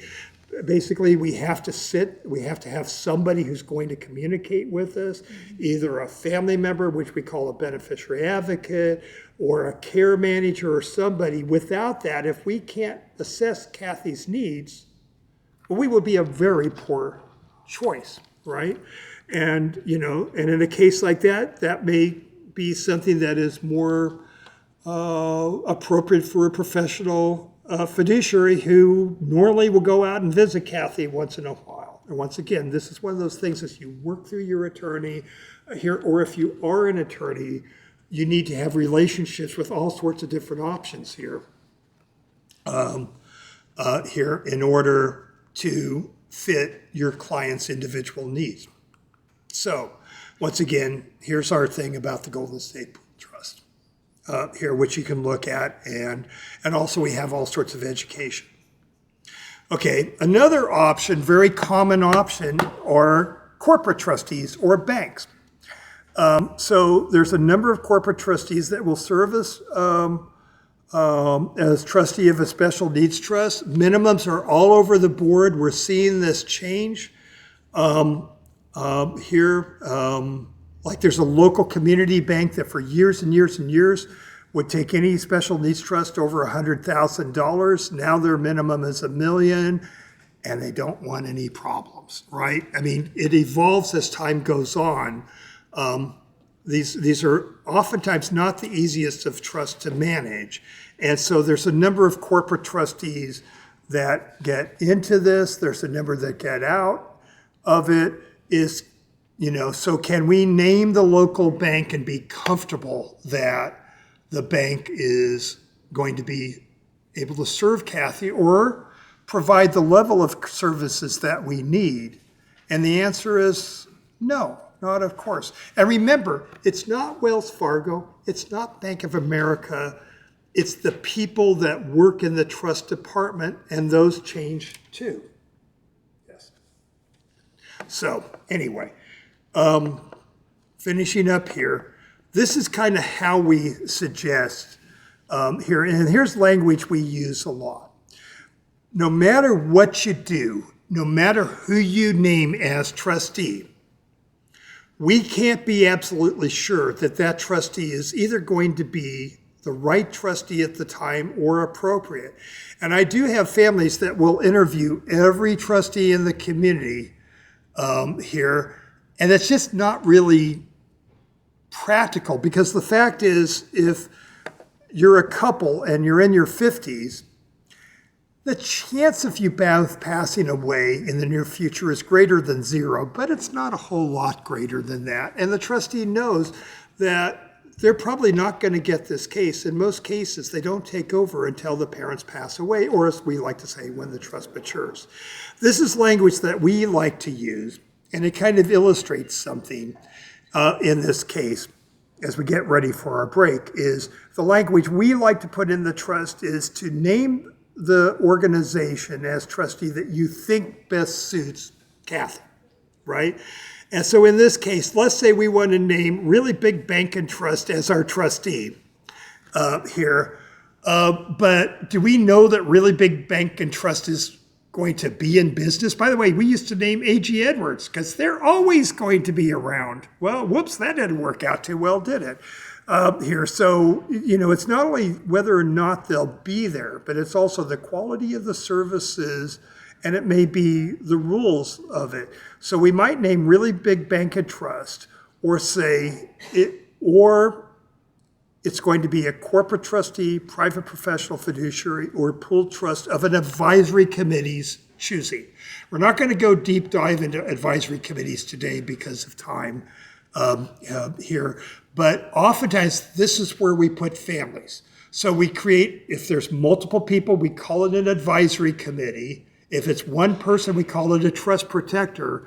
But this is basically where we have family and friends who advise on the trust. And the biggest thing they do is work on putting together an annual plan, a distribution plan. We go back to that housing plan, which, by the way, the housing plan is never done. It's something that has to be updated and updated and updated and updated as time goes on here. And also on being able to hire and fire the trustee. Keep this in mind. If Kathy's going to live for another 30, 40, 50, 60, 70 years, we may be changing trustees many times over the years. And part of this is always making sure that we have the right choice at the time. And there may be options in the future we can't even conceive of. So we go back to this. One of the key things when we're talking about disability planning, whether it's housing or whatever it is keeping your options open is always key here, because there are going to be things that are going to come up where needs are going to change, situations are going to change, resources are going to change, and we need to just keep adjusting as time goes on. These folks' needs are not static. Here, they're constantly evolving. And with the programs that we're talking about providing those services, they're constantly evolving, they're constantly changing. My hope is that my pessimistic way of looking at things is we're going to find is, was it necessary? And maybe that was me just getting all wound up over it. Maybe things will get better.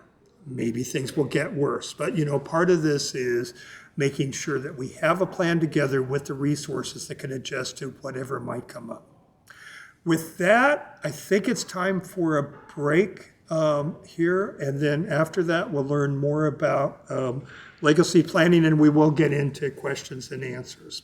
Once again, for those of you that are taking this for credit, please look out for those 3 codes. Good evening or good afternoon, everybody. This is Chris McCann. I'm the Executive Director of Bay Area Housing Corp. And I'm Madison Adams. I'm the Program Manager for Bay Area Housing Corp. And we're going to talk to you a little bit about our legacy program this afternoon. And so excited that you came. And I, first of all, before we get into it, I want to just say, Mary and Steve, that was a wonderful presentation on creating a housing plan, because what I think, as being a mom that has a daughter with a developmental disability, you need to know this stuff. And I've been doing this 25, 30 plus years, and I learn every single time. And there were things that you said that were important for me to hear. So thank you very much. Thanks for doing that.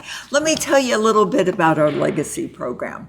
Bay Area Housing Corporation was created over 20 years ago. And right now we own 53 homes for people with intellectual and developmental disabilities. And one of the things that we discovered is that we're really good at owning homes, and we're really good at doing property management. And what we also discovered is that there was a real need in the community for families that go, what's going to happen to my child when I'm gone? And one option that has come about over the last 20 plus years is the concept of a legacy home. And we thought, we worked very closely with some of our other partners in the state and have created the concept of a legacy, borrowing on some other models throughout the United States.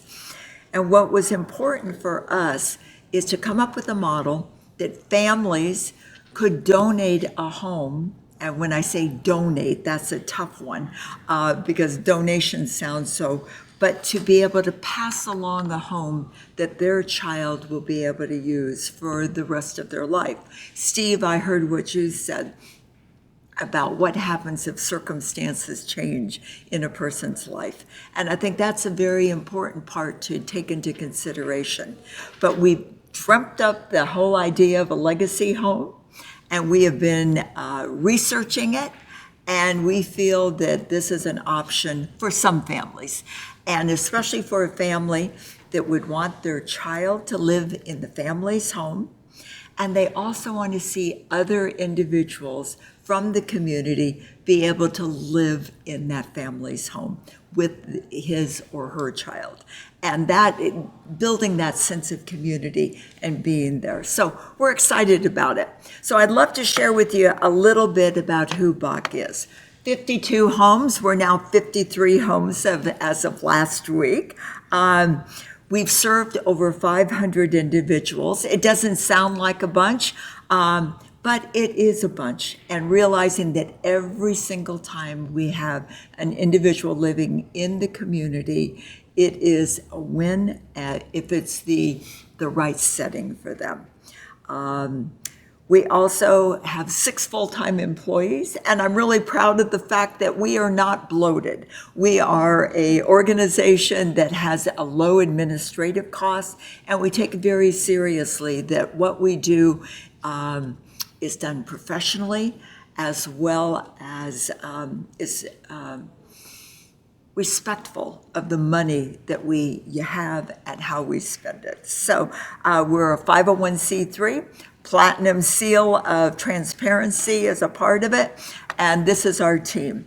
Myself, Carol Turner, Octavio, that does all of our searching for our homes, Reggie Viga, who has been here with us today as our property manager, Maddie, and we have a full-time individual that goes out and provides the support in our home. Then we hire other people to do our contracting and other things as we need. Suzanne Harrison is our incredible marketing person and then does all of that work. So that's the Bach team. What is important to us is our mission. Our mission is we are that catalyst for creating more options for housing in the community. And we have done that traditionally by owning the homes and doing the property management. The legacy is a newer concept and one that we feel is very, very important. Our values are passion, collaboration, cooperation, and compassion, joy, collaboration, I said that before, excellence, and results.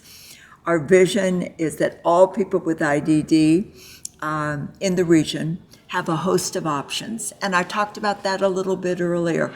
This is not a model that's going to work for every single person, but for somebody out there, this may be the area that people are interested in. I'm not going to get into this long thing of what we're known for, but excellence, collaboration, passion, as you can tell by my enthusiasm about it, I'm passionate about this. I'm passionate about creating a home. Last week I was at a community meeting, and everybody kept referring to our home as a facility. I don't like that. I really like that we are creating homes. We're not creating facilities. And it was the neighbors sometimes that were referring to us as a facility. We really work hard to be able to create homes that work for the individual. We hopefully come with compassion, joy, and results. Legacy. As I mentioned before, it was important, the rationale for it is that we heard about this model.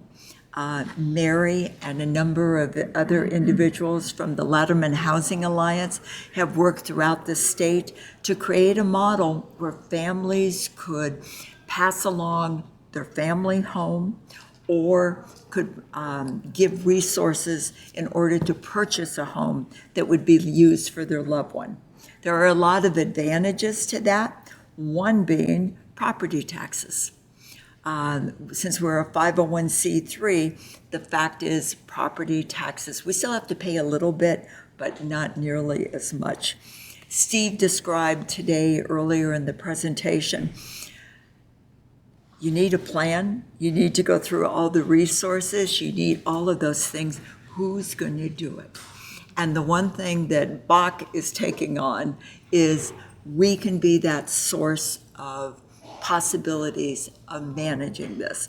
We know how to do the property management, we know how to keep the properties going, and we know how the system works and bringing together the partnerships.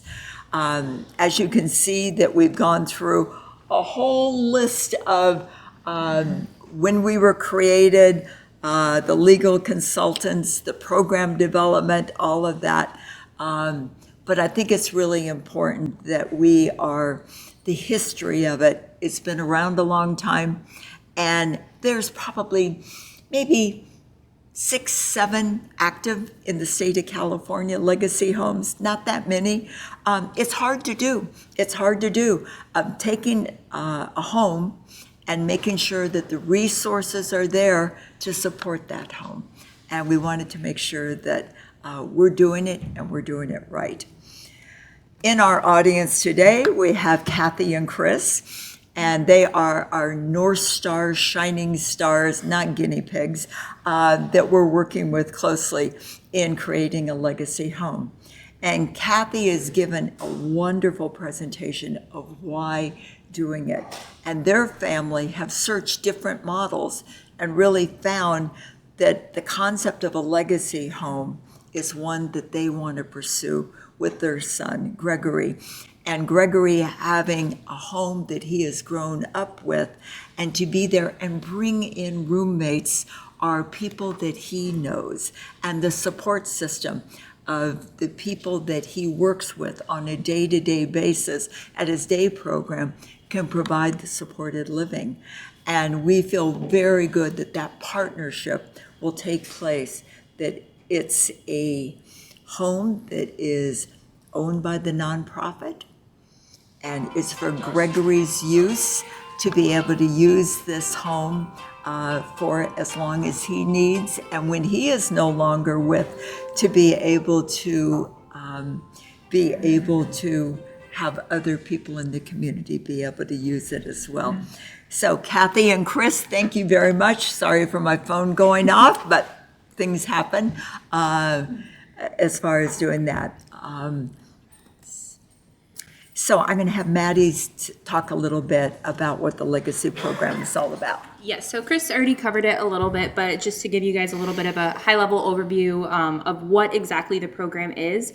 So as Chris mentioned, a lot of individuals, so our biggest thing is continuity and doing what's right by that particular individual. And, even speaking with Kathy and Chris about their own experience and what Greg's preference was, they went through that whole process. And when they finally sat Greg down and said, what do you want? What is it that you want to do? And he said, well, of course I want to stay living in this home. Where else would I go? And why would I not live in the home that I've always lived in? So that's when, we thought, well, if families have this asset, and it's, in some ways an asset, in other ways maybe not so much, but families have this asset available to them. What's the best way to utilize that and way to benefit other members of the community who maybe don't have access to those kinds of resources? So it allows families to transfer that home to Bach with the intention of having that individual living in that home even once the parents are no longer here. We've kind of expanded a little bit as we've gone through this process. Originally, like I said, the intention was the transfer of a family home. As we've spoke with more and more parents, there are cases where they do want to go out and purchase additional property, maybe go in on it with a couple of other individuals so then they can all live in that home, but still have Bach come in as the property manager and as the nonprofit overseeing all of the logistics of the home. So there are a few different options, a few different scenarios that the program can play out, and we have a slide on that in just a second. But some of the benefits of this program would be, of course, peace of mind for the family. Having this set in place and planned ahead of time, I'm sure would give everyone more peace of mind to just know that that's set up. Of course, stability for that individual. They can live in a home that they're familiar with. It's a meaningful way to share resources within the community. Of course, as Chris mentioned, with the nonprofit being the owner of the property, there's of course benefits with that. There's compatible roommates to help share expenses. So there's a lot of different benefits with the Legacy Program. And of course, our expertise within the property management and maintenance. So kind of the three main options that we see with Legacy homes. And again, this is really, it's not a one size fit all. It really can be on a case by case basis. But like I said, the transfer of a family home, the purchase of a home for an adult child to live in perpetuity, or a philanthropic donation of a home. That's typically the least common, of course. What's in it for me? One that we want to work on, though, Yes. to get more and more people that would want to do that. Because that would be no strings attached. Donation of a home. That's all the better for us. That's amazing. But yeah, a lot of people, it's what's in it for me.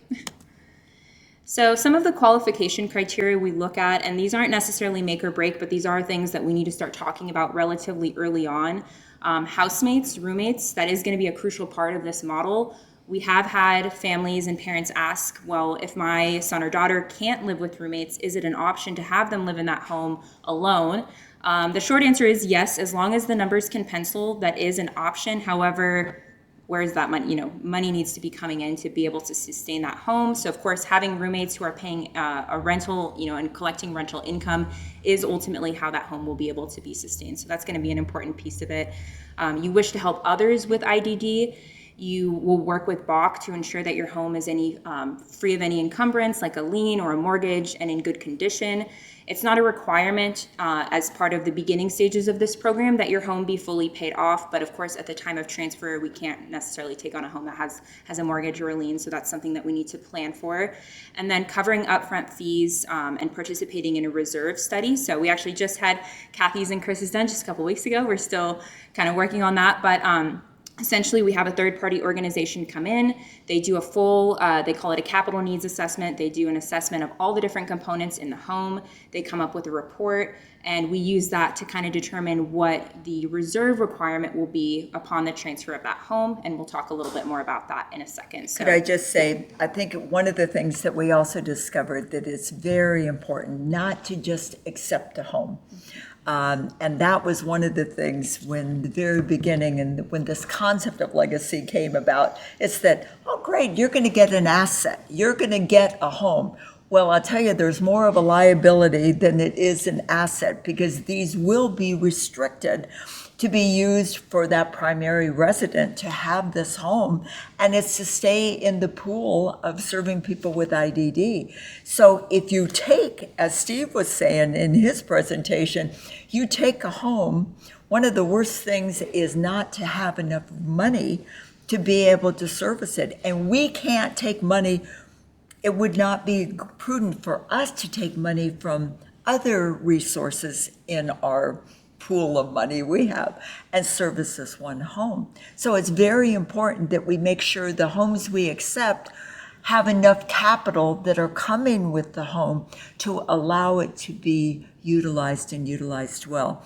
And when Maddie talked about doing an analysis, we have really taken time to find out, how old is that roof? How old is this? What is it going to take over that 70 years, as far as if that person lives to 70 years, how many roofs are going to be needed and how much money is going to be needed to be there? It may not be totally upfront, but working with that trustee, that there would be a way to replenish that money coming in, because we're not going to be doing fundraising for this specific home. And I think that's an important distinction.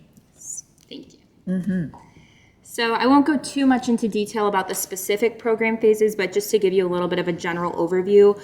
So we have what we call the exploratory phase. That's kind of the beginning stages. So of course we are connected with or get a referral for someone who's considering this as an option.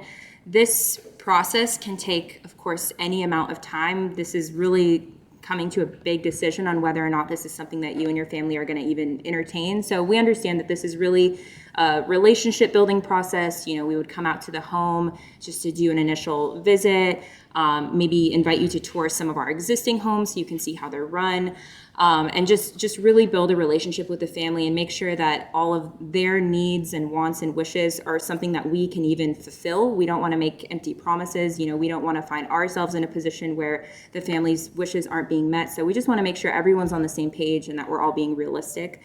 Once we've kind of evaluated the fit, we'll then move into a pre-agreement and agreement phase. This is where we draft and finalize all of our written and legal documents, such as a property transfer agreement.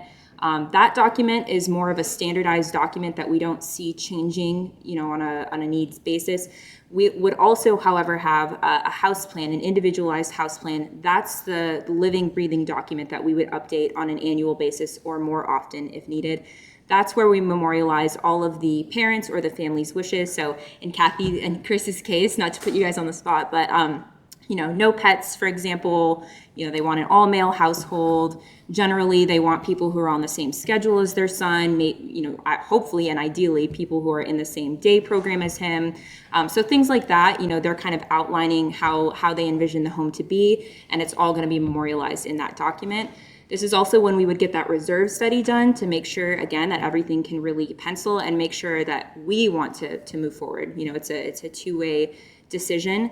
Once everything is established, if it looks like it's going to be a go, we have all the legal documents in place, then the home will enter into a holding period. So in Kathy and Chris's case, this is kind of us waiting for them both to pass away. Of course, we... Terrible thing to be wishing for. Yes. We're not wishing. But again, you know, and that can be really any amount of time. I mean, it could be 5 years, it could be 20 years, that holding period. So we do annual reviews. We update that house plan as needed. We update everything as needed. If we went to Kathy and Chris and tomorrow they said, you know, actually, this is not something we can do. We've decided we're going to sell our home and move to Alaska. That's no questions asked. That's totally fine. If it is a home that maybe an individual is purchasing and immediately wants to transfer to Bach, this holding period would essentially be non-existent because that home is transferring immediately rather than waiting for that triggering event. Once that transfer event occurs, of course, the home goes into legal and the whole escrow process. We do a final evaluation to make sure that everything can move forward, because we don't want to find ourselves in a position where maybe the individuals pass away, we find out there was a mortgage on the home or there was an issue on the home in some way. So we just want to make sure that everyone's really feeling good about moving forward. Then we'll go into our startup. This involves moving individuals in. I know Steve talked about it a little bit, but this is kind of going to be one of those crisis moments. I mean, the individual has lost their primary caregiver, their advocate, and then on top of that, now people are moving into their home. They're probably going to have to move bedrooms, probably have to move family furniture and heirlooms out of the home. It's going to be a process, and we recognize that. So we anticipate it can take anywhere up to 6 months to get people fully transitioned, fully moved in, and start collecting rent, maybe even longer. So this is kind of why we want that upfront reserve requirement, partially to account for that. And then, of course, those larger expenses that may come up immediately, like a roof or a water heater or whatever it may be. Once everyone's moved in and we've gotten past that startup, the home will just then enter into ongoing operations where we treat it like any one of our other 53 homes. It's all sustained by the rental income. And then we have a replacement reserve that we're constantly replenishing to make sure that, again, when larger expenses come up, that we don't find ourselves in a position where we can't. And I just wanted to say, I'm not wishing for you guys to go away. I was jesting about that, but it feels strange to say, we're holding this period of time until the significant event happens.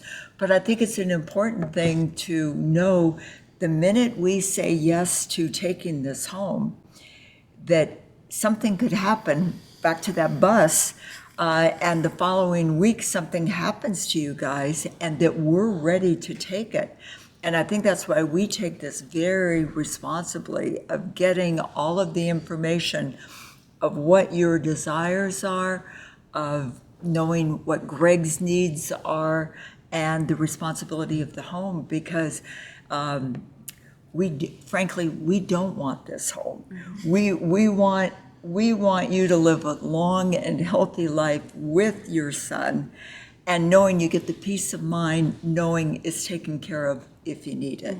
So back to it being an asset, it's really a liability more than it, but it's a service. Why is Bach doing this? Because we feel we are really good at owning and managing these homes. Yes. And knowing families and connecting with families. It's just not a piece of property. It is a home. It is a home. And an example too, so we had a client, a SARC client, who was referred to us several months ago at this point. And, he lives in a mobile home, fully paid for. He's lived in it his whole life. He had purchased it after his parents passed away. Right. So he's lived there for about 10 years, I think.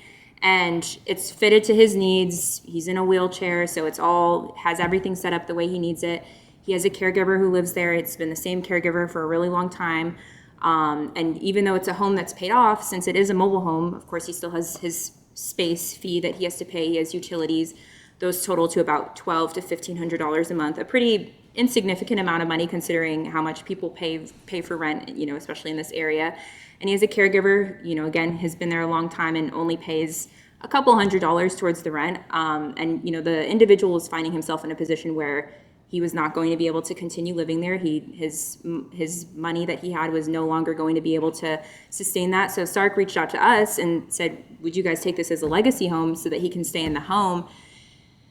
And for a lot of reasons, we had to turn it down. The home hadn't been, a lot of deferred maintenance. There was no money coming along with the home. If we came in, ultimately the rent would need to be raised to offset the cost of maintenance that hasn't been done. And he's already struggling to pay rent. So that's just really not an option.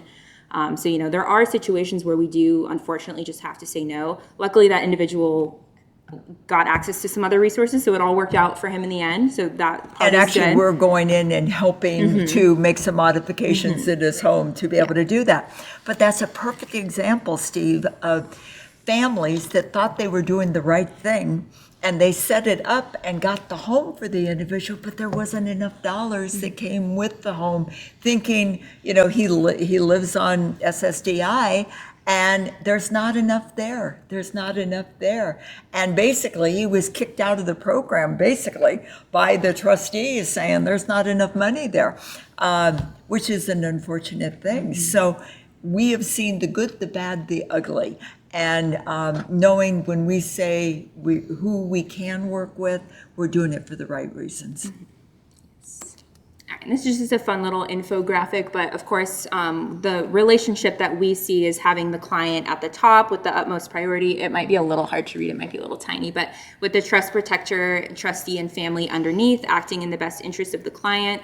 And then on one side, we have BAC with the regional center working for the housing side of things. And then on the other side, the caregiving staff and the regional center working to provide services in the home.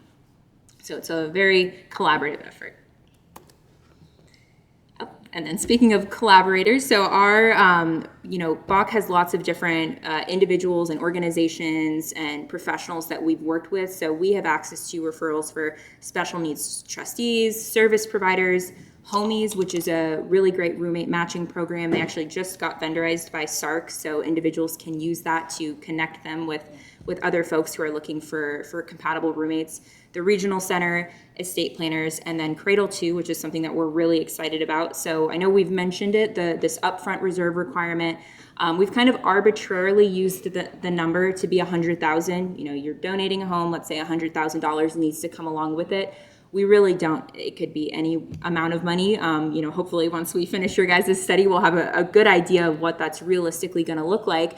But of course, not all of us have access to an extra $100,000 sitting around. So Cradle 2 is a creative way that we've kind of come up with and worked with them to be able to fund that reserve requirement if you don't necessarily have the monetary resources. So, do you want to explain this? Yeah, Cradle 2 is, I think, one of the more interesting concepts. Lev Mass, who is an entrepreneur, Silicon Valley, who is a entrepreneur that tries to come up with creative ways to solve problems. And he is using life insurance as a way, and just think of this, that if a individual, let's just say Mary has a home and she wants to donate this and she wants to figure out of $100,000. And let's say Mary is now in her early 40s. So let's go back in time and Mary's in her early 40s. She can make a donation, certainly through our entire legacy program and through Cradle 2, be connected and make a donation to BAC. And BAC receives a donation, it being a 501c3, she can write off this donation. They figure out, Cradle 2 would figure out what her payments need to be in order to achieve that $100,000. And say over a 10-year period of time, or 5 years, whatever it happens to be, that amount is coming to BAC. BAC is purchasing a life insurance policy that Cradle 2 is doing the management of. And so we have bought into him being able to do the coordination of this.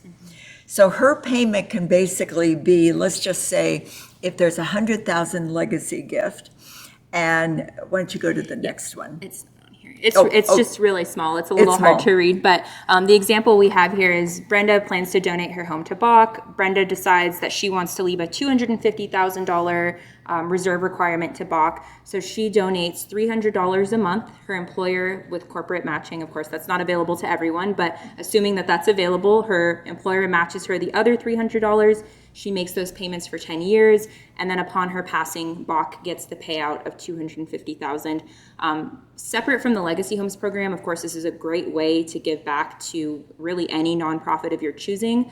The nonprofit is the owner of the policy. So in Kathy and Chris's case, if they decided to pursue Cradle 2 and go down that route, and we did 5 years of payments, and then they decided that they're not going to do it anymore, or they got an inheritance and they don't need to do it anymore, whatever the case may be, we can make the decision to still continue making those payments and still get that payout at the end of when you guys pass away. So, it's a great way to donate to nonprofits in general. It's a really and what would be interesting wonderful concept. too is that amount literally would be partitioned off only to go to your home. So it's not going to BAC's general fund or anything like that. It would be partitioned off to support Mary's home. for her son, her nephew, Nicholas, as far as doing it. So I think it's a very creative program, and Cradle 2 literally would be doing all of the management of the collection of the money, all of those type of things. And as Maddie said, this is for any type of a nonprofit, and I think it's a very creative way to give it. And I know we talked about life insurance. People can do it through life insurance as well. But what I thought was creative is that you're getting a donation by donating it to the nonprofit, who's then insuring your life, and you're getting a write-off on your own life, and we're getting the benefit of it. So it's a very creative way, something different than what I've heard of. Institutions, schools, large schools do this all the time.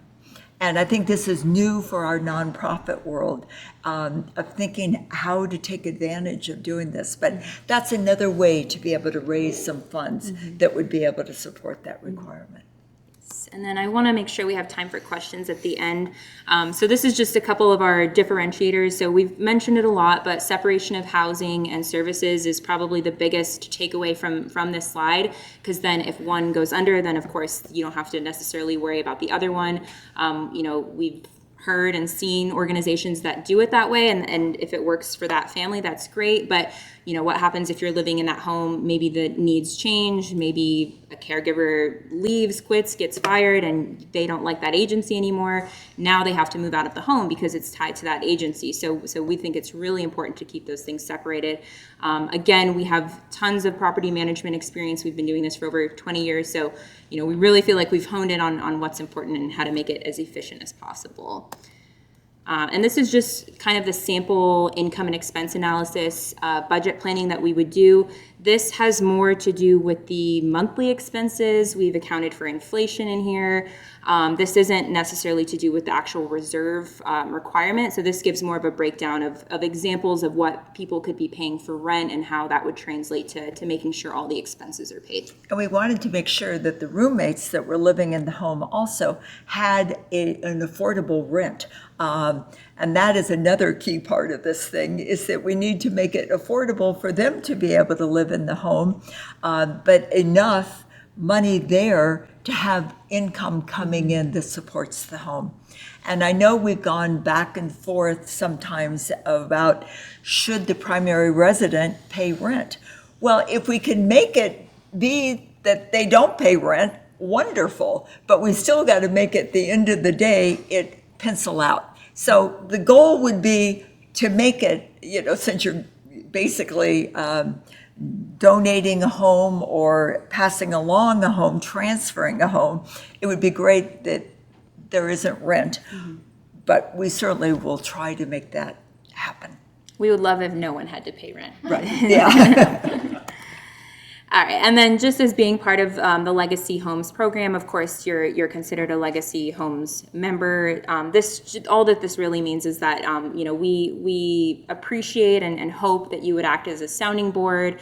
And Kathy is a perfect example of that. I mean, every event I go to, she's always there and chit-chatting it up with people if she's able to, and just really finding out what people's concerns are and ways to make the program better. Of course, as we've said, it's a newer program and we're always refining it. It's constantly changing, constantly improving. So we just appreciate that. And I think one thing also, people are, what happens if Bach goes away?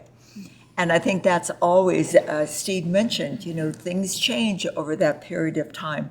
Like our other 53 homes that we have, we are working with the regional center that they would find another nonprofit to take over our homes, and that portfolio would be moved along as well. So that continuity. Now, what happens if the regional center's not around? What happens if this isn't around? I don't know. But we're trying to think of all the possibilities of things that could happen. The long term is that the stability of a home and having it there, and finding those partnerships with those providers, because we will need to work very closely with whoever that provider of service is. We would hope, if it was, let's just say in Gregory's case, he has supported living. Hopefully, there will be other individuals, or will have supported living, or in the process of supported living, and other individuals would also be having supported living. So there's a benefit of one agency being in the home. But again, back to choice. There may be a roommate that decides, I don't like that agency anymore. We need to leave room for the possibility of choice being there. So there's not one easy answer, but the one thing we can do is homes and how to create a home that has the longevity of keeping it valuable and valued in the community. So that's a little bit about legacy. We're excited to be a part of this with Mary and Steve and the Golden State Pool Trust and the Dale Law Firm. And any questions? Yeah. Oh, So I'm going to repeat the question. We're going to repeat questions, okay? So the question was for an individual to move in as a roommate, if they are required to have some sort of Section 8 voucher, or how will their rent be funded ultimately? We would accept Section 8 vouchers. I think it's important that we walk the talk of being responsible landlords, and I think we would be talking with the families in the very beginning, and I would assume, again, assumptions are not good, but assume we would love to take a Section 8. We want to make it affordable as much, and in some of our scenarios, we've got $500, $600, $700 rents. There may need to be a supplemental charge that families would be needing to pay. We also are doing private fundraising because we would love to have our own funding that could help support the individuals that may not be able to have their own resources coming in. We don't want this to be seen as a home just for those that can afford. And I think that's one of the reasons that Chris and Kathy were generous in creating this model for their own home, is they want to see their home used for other people that may not have the resources to live in a beautiful 5-bedroom home in the Fremont community. So we value that, and hopefully we can make that happen. So this is all around our intention and putting it in writing. That's all of the documents that we're working on right now, but a housing plan. So in answer to your question, Section 8, yes, as low of rent as we can get, and using our own funds to help supplement some of the individuals that may not have the funds. Yeah. How about property taxes? Is this treated any different, being that you're a nonprofit? Yes, the question was about property taxes for a nonprofit. So we do still pay a very small portion of the property taxes, but we're not subject to any of like the Proposition 19 reassessment, all of those kinds of things. That does not apply to us. So the property taxes are significantly lower than if it were a private individual or an LLC or something. And remember, we will have individual leases with the individuals in this home. It's different than our other homes because right now we lease our homes out. Basically, the regional centers tells us who we lease our homes to, and it's either a for-profit or a nonprofit. If it's a for-profit, we still have to pay property taxes. It doesn't, just because we own the home, it goes where the leases go. So the individuals, we would have individual leases with the individuals that are living in that home. And since we're a nonprofit, but we need to factor that in, Steve, when we're figuring out the rent for everybody. But that's significant. That is a significant amount of money that there would be a savings. And going back to the rent for a second, again, this is more of a philanthropic donation, so I'm sure it's not going to be a common situation, but if there were, Kathy and Chris, to use you guys as the example again, if you felt so passionately that I want people to be paying well below market rent, if you left a larger reserve behind, that could potentially be a possibility that the rent could be subsidized for a longer period of time. Because if the home comes with, let's say, $1 million, we're pretty set for a good chunk of time. So maybe we can kind of subsidize that rent a little bit. So that is an option too. Any other questions? Yeah, Steve, Ted. The question was about risk and looking at taking a home and the family member is no longer there, and the primary resident, the child, is not getting along with the roommate. Who has the, I hate to say the Trump effect, but literally, who has priority in that home? And it would be the primary resident. So if somebody were to leave, and that's the documentation that we are in the process of creating, they get precedence over other roommates. And that gets tricky. We all know that that can get tricky, but we don't want to back to evictions and all of that. In our agreements, we need to have that understood when roommates are coming in, that literally these are the house rules. And literally, if somebody is not getting along with somebody, if there's a situation, literally the primary resident is the one that ultimately is going to stay. And we would do, of course, our due diligence of making sure that the roommates, and of course, I mean, I've had many roommates. I know things can change at the drop of a hat. You know, situations can change, personalities can change, but we would do our due diligence in making sure that personalities are a good match and making sure there's introductions and, you know, maybe a roommate interview of some kind with the two individuals to make sure that it is, you know, going to be a good match ultimately. But we primarily are also, Ted, as I'm saying this, we don't know.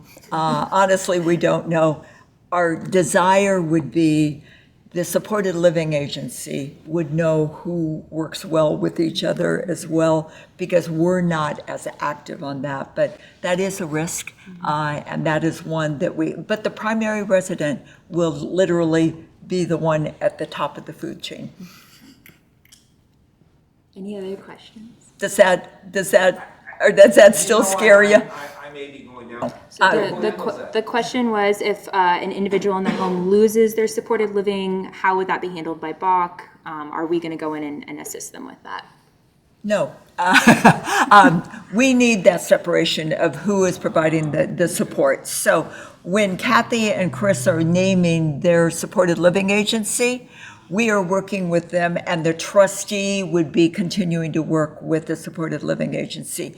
We are a good conduit, and we can get people talking to each other, but we can't go literally we can make recommendations, we can work with folks, but we're not going in there and finding it. One of the questions that I thought you might ask in relationship to your son, let's say there's a family member that wants to live in that home as well and provide services for your son during that period of time. Would that work? Absolutely. We're not, in some of our other homes, we couldn't do that because only the people that have developmental disabilities can live in our home. Way we're setting this up, it would be people with IDD and or staff as far as doing that. So there would be the possibility that there may be a roommate situation, and families, parents have even asked, can we stay in the home and provide some support even if we do this transfer and start things out this way? The name of the game is flexibility, and as we hope we can be as flexible as well as using good legal advice of what we really can do and can't do. And also, if an individual does lose SLS, ideally, of course, they would be in communication with their service coordinator, so that would be a resource for them as well. So we would communicate with them about that. Yeah. And hopefully, with supported living, is that people are sharing staff. So hopefully, that to me is, I know when we met with the executive director of the Regional Center of the East Bay, it was like 2 people can be served by one supported living agency. Maybe 3 people can be supported by a service living agency. So literally how to expand the number of people being served in a home rather than one to one agency, one to another agency, one to another agency, how you could be able to share that. Any other questions? Got about 20 minutes left. Oh, I think we're all done. dying to go. I think I we're see done. you sitting over there, Chris. I think we're done. think Thank we you can very call much it. for the opportunity. We do have a QR code. If people are ever interested, be sure to contact us and we'll get back to you. And we can refer outside of our areas to some of our other partners in other parts of the state. We want to stay in this community right here, in the greater San Francisco Bay Area. But there is a need for this up and down the state of California. Mary? That was the question. All right, thank you very much. Thank you, everyone. Okay, anyway, I want to close this out and thank folks for viewing. And with this program, a couple of things to remember. One, if you're taking this for credit, look for the 3 codes here, and you can download the paperwork for credit by going to gspt.org and look for the link for attorney resources. Also consider, if you're an attorney or a professional, joining our listservs. For families that are watching this, we presented to you today one of many options when it talks to housing, as we had talked about. When we're talking about quality of life for persons with disabilities here, it's all about options. So please stay tuned. We're going to be doing more and more programs having to do with persons with developmental disabilities living in the community. Also, we're available to do programs for your organization if asked for. I want to thank folks for the presentation today. Here, we'll make sure that we have links for all of the presenters and the organizations. And with that, I want to thank you for watching today and happy advocating. Thank you. Got to end it with something. There you go. And that's